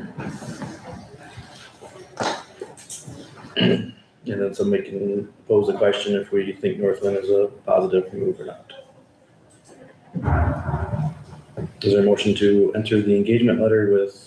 We're all still gonna need an authorization. Yeah. I didn't put that on. But it's in the contract. Is there a motion to approve the engagement letter amendment number 3 with Ehlers and Cooney attorneys at law for the CWEC urban renewal plan? So somebody's gonna ask about that also? Yeah, I can ask about it. I think my conflict lays with that route of that pipe. Yep. I really don't feel that it does with the urban renewal plan. I'll make a motion. Second.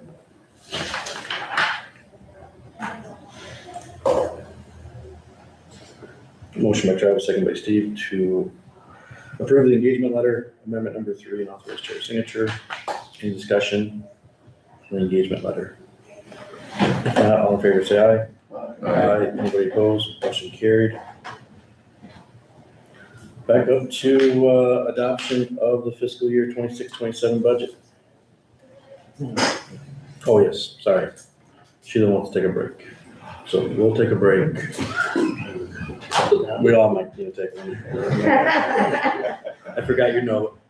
I read it. 5 minutes.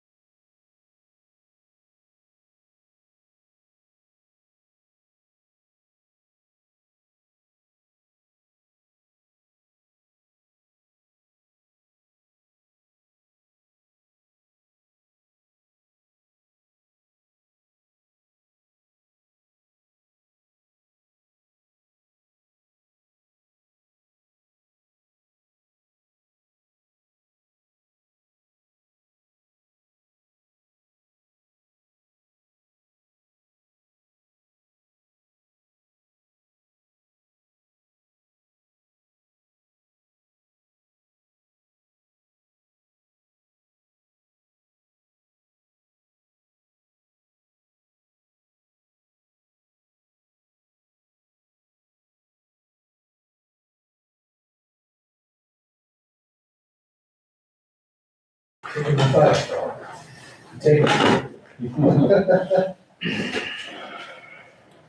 right, 11:06, back to convene of the board meeting on April 13th. Review and adopt resolution 4/13/26/21, adoption of fiscal budget, Supervisor Suko, kind of more budget work session discussion, I guess.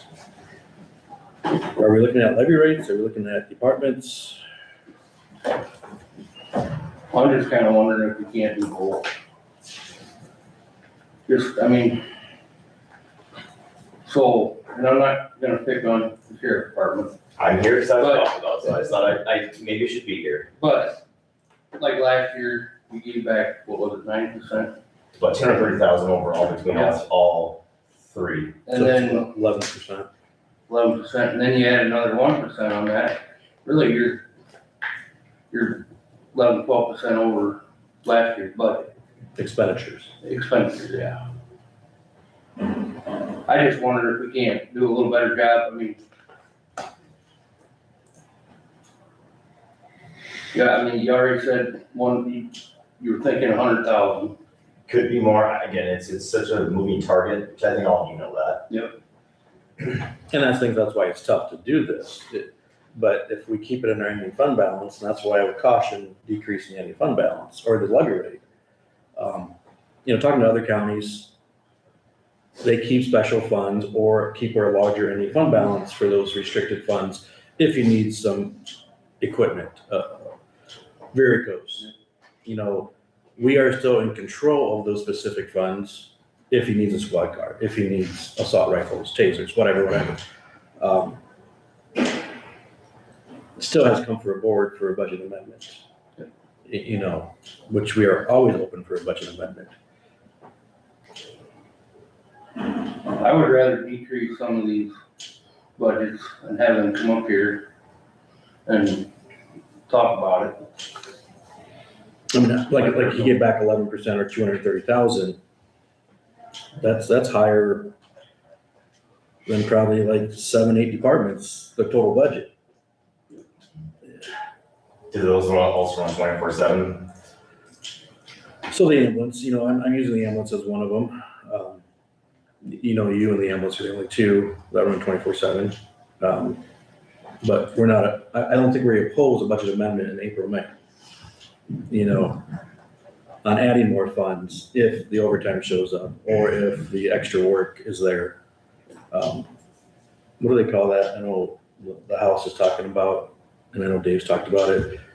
Scott, help me out. What's the word that the state uses now on budgeting? Zero balance budgeting. Zero balance budgeting.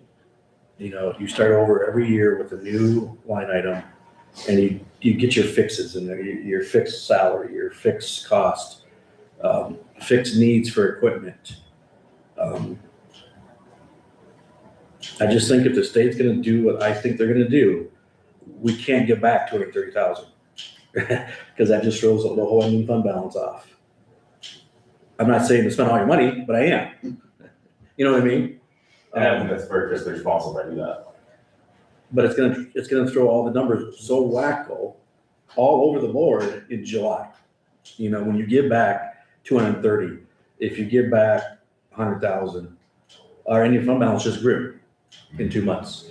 Which could really, at the end of if the state goes and adjusts our ending fund balance, where they get the 10% or whatever, that could be. So they did that with the mental health regions, right? Yeah. They only wanted 10% of operating costs, because then they didn't give the money out as revenue. If counties or districts or regions had so much money left over.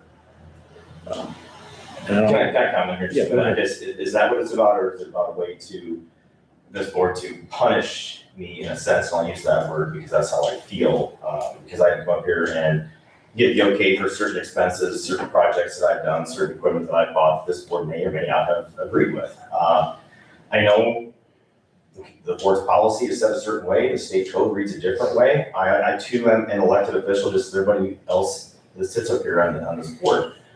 And if people aren't happy with it, they can come talk to me, explain to me, we can agree, disagree at the end of the day, like we do up here sometimes, but that's okay. And they'll make that decision come election time, I guess is how I see it. That's how it feels. There's been no talk of this up until today. No, this is not retaliation. This That's is- how I feel. I know you. Whether it is or not, that's just how it It's comes not. across to me. It's just been going on. I mean, we pulled the last 3 years, and the Department of the Sheriff, it's not on you, is always giving back, good or bad, more than any other department. So, quote, is there too much fluff in there? And we all know there is probably in some areas, So- because of so many unknowns where that could go. And if it is about control, which is the words that's been thrown around up here, then that's what it's about then. I don't think it's about control, Ryan. I think it's more what the state's gonna do by them controlling us. Well, there was just mentioned here this morning that, so the county, people in this county know this board controls the aspects of the business of this county. So we do. Understand it, and the funds are allocated to my office, whatever that might be, I'll run it with, it's ever given to me. I was just No, up here for discussion. no, I appreciate that. I guess my only concern with taking maybe something out of that budget is because we know, right, we all know his budget, he's got a lot of money in it left over a lot of times, but we all gotta remember, the month of June in Chickasaw County, every town has a festival. And we could have some instant that would take a ton of overtime. And it's highly not recommended to do a budget amendment after May 31st. And if he's gotta make payroll and we don't, and we have to do a budget amendment, we can't do a budget amendment in 2 weeks. No.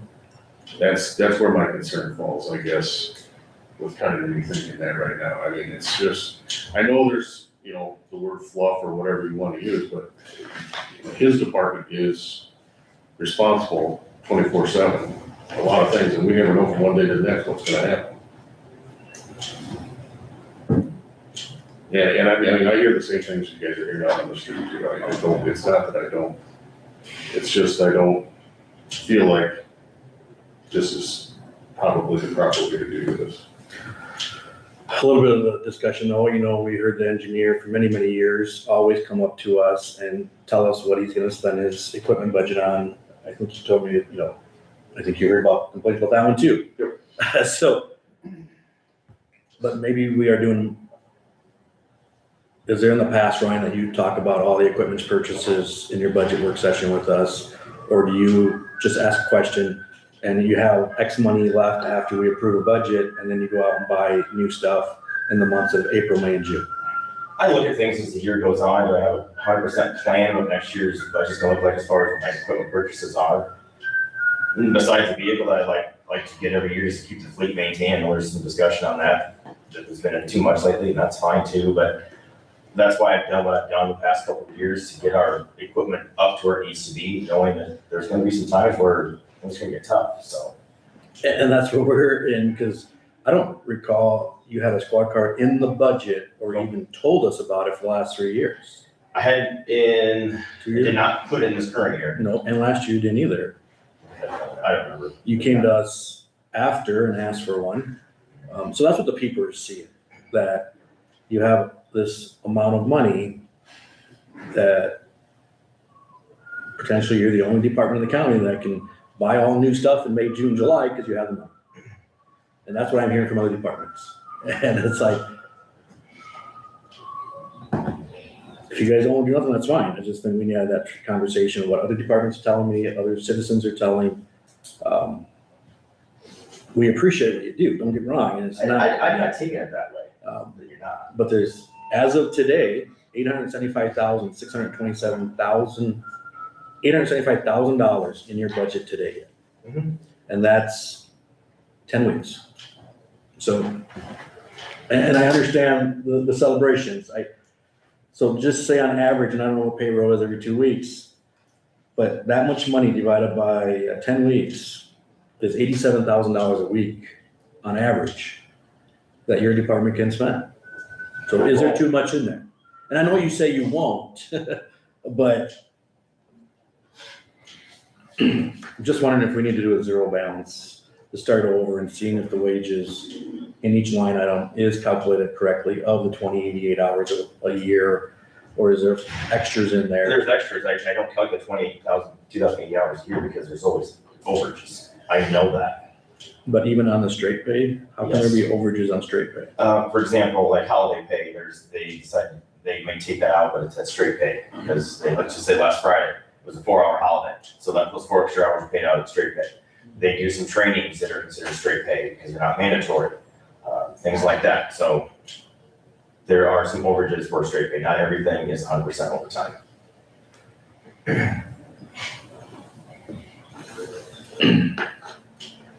I think just in the years to come, like I said, it's nice to give money back, but 230,000 was a red flag to me, is saying, why so much left over? What are we missing as financial keepers of, and thanks for the money back, but then does that tell us that we're budgeting too much to it? Yeah. Well, that's the way it's been said to me all the last week, like, why are you giving that much to a budget amendment? If you need to.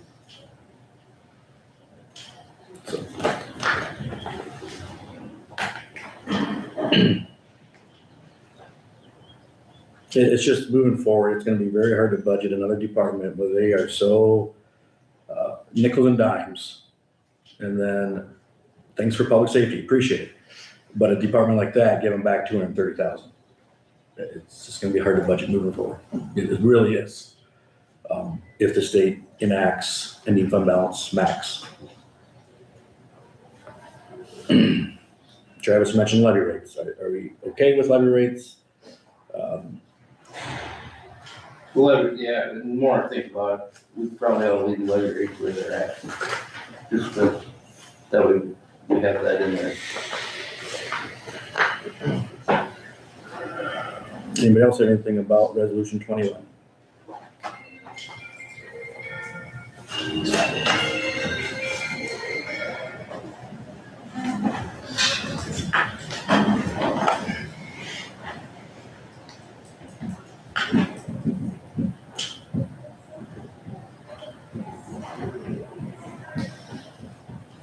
I just think we had a very good year, budget work sessions this year.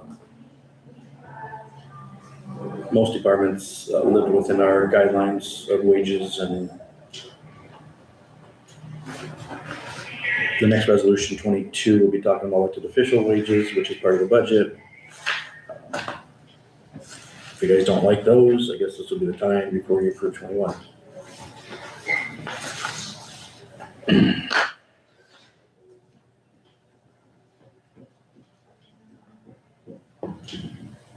Any more time? We have until April 30th.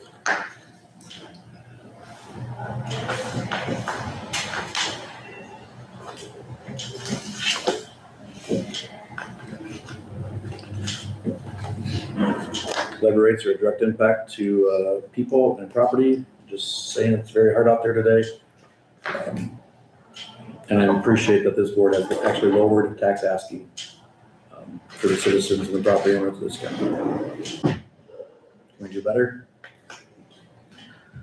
I don't know.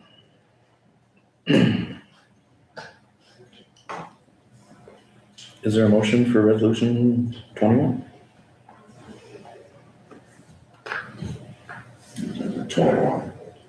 4-13-26-21, adoption of the Chickasaw County fiscal year budget. I'll make that motion.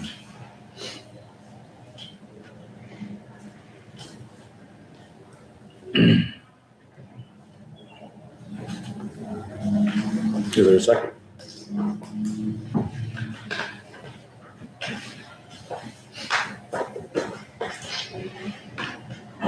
Second.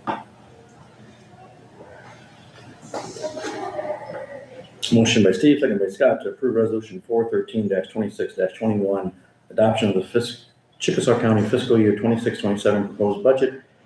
Therefore, hereby approves the proposed budget of 26-27 as was presented and published. Budget certifications attached and on file in the Chickasaw County Auditor's Office. Any discussion? My final words to this is the curveballs that are being sent from the Des Moines, from the capital of Iowa. I just think we've done a good this year, but my fear is next year when we have to do more of a zero budgeting process of getting these department heads to be more fixed on ending fund balances, and we keep that ending fund balance as a budget amendment. This is a guesstimate. You know, Sheila went through it last year with asking departments what they were gonna give back. It's an unknown, and then we show up with this huge amount of pie of money because A, they didn't spend it all, or two, they just give us that back as a starting point. So I think we gotta do better in that area if the state is actually gonna pass tax reform. I guess I'm just gonna state that I think we probably need to do something with some of these budgets, but. All right, do a roll call. Steve? Aye. Scott? Aye. Isaac? Nay, I think we need to clean them up, so. Travis? No. I'm a no. I'm the resolution as prepared. Like I said, you know, the new stuff of what we heard in the last week or two from Des Moines is an alarm that they don't want us to have this cash on hand. They don't want the people's money to be in our hands. They want us to manage a county with expenditures and revenue and not collect too much in property tax. I think that's what they want us to do. You know, when somebody says we should have talked about this months ago. We just saw the verbiage of the bill that was dropped in the Senate last week. You know, what are they gonna amend to it? That's an unknown. What are they gonna pass? That's an unknown.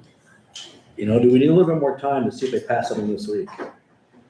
And give us another week or two to discuss this amongst ourselves and citizens of this county.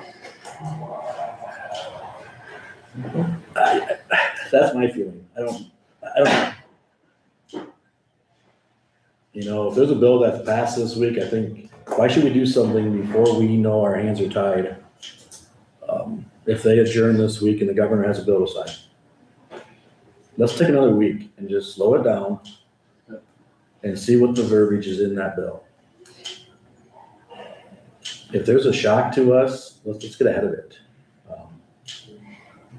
There's no rush to get this budget done, I think, Sheila, right? No, we got to the 30th.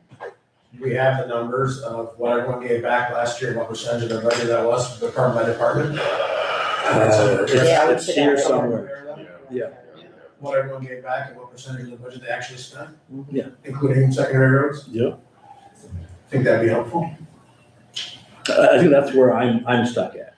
Yeah. Because that ending fund balance is what starts the budgets, and we need to get closer to that actual number. It's actually kind of scary, you know? I mean, And you don't want to be. you don't want to be off that much. Oh, of this budget, this one? What they gave back. Oh, what they gave back. Yeah, we all need a copy of that, so yes. Of what they gave back last year, yeah. What they gave back and, And what percent of the budget that was. yeah, what percent. They actually spent.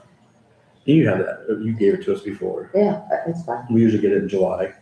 Oh, that's by fun. Can you Oh, buy- no, I you did do buy it the- last year, I did do it. Yeah. Because it was. You've seen it before. Okay. Yeah, we've seen it before. Okay. Oh, I think you guys are gonna put that in. No, I'm joking. Yeah. Is there, so I would say the majority of us said no to this resolution. I don't think we're ready for an adoption. Isaac or Travis? Okay, so that defers 22 to be off right now because I think that's a piece of the pie of the budget. So we will not vote on 22 of elected officials either today.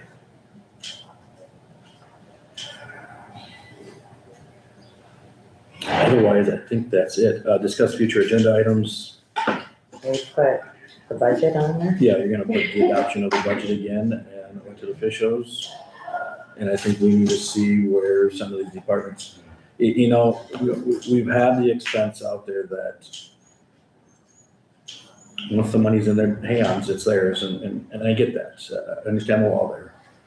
It just, I think I need to see again of what they gave back. And Travis, you bring up a good point. That's a 12% increase to a budget of expenses.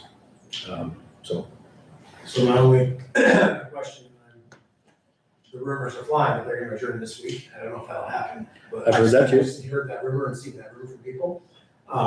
My only question is, if you lower all of our budgets and keep the levy rates the same, isn't that gonna increase your fund balance? Exactly. 30th of 2027? Yep, and that's where I think Travis is right on, where we would have to lower levy rates. I just wanna. And my feeling is if Big we, picture, look at the big picture. yep, if we, that's why I talked about property tax and If you're gonna cut $500,000 out somewhere or more. But in the ending fund balance, some of the departments that have told us when we were doing the ending fund balance that they were giving back have now retracted due to whatever reason. correct, that's So new it information might too. be, just kind of equal out too. Right. Because just an example, I think public health said 100,000 back. Yeah, from revenues and, Yep, something like that. We'll Yeah, go yeah. back to the details, but I'm talking about this year's, well, already did, we can't do anything about this year. see, those departments gave a fixed number for give back. Right, but what I'm saying is if in fact you're gonna go back through and reevaluate everyone's budget and cut X amount of dollars out, unless you lower the ending fund corresponding, or unless you lower your levy rates correspondingly, Correct. you're creating that gap's gonna grow. I get that. I get that, yes. Travis is right. Yeah, he is. Yeah, I agree. If we drop budgets, we gotta drop the levy, I agree. probably dollar for dollar. I think, Dave, you're right. I've heard the same. They're probably voting on a House bill right now, right? I heard this week, but Um, be surprised. I just don't want to put something in stone for another 15 months when we can wait a week or two. So we know what they're gonna do to us. That's where I'm at. I think that's where some of us are at. So, if there's nothing else, is there a motion to adjourn? So moved. Is there a second? Second. Motion by Travis, second by Isaac to adjourn at 11:29. All in favor, say aye. Aye. Anybody opposed? Motion is carried. I think you said that. 11:29. It's not. Mhm.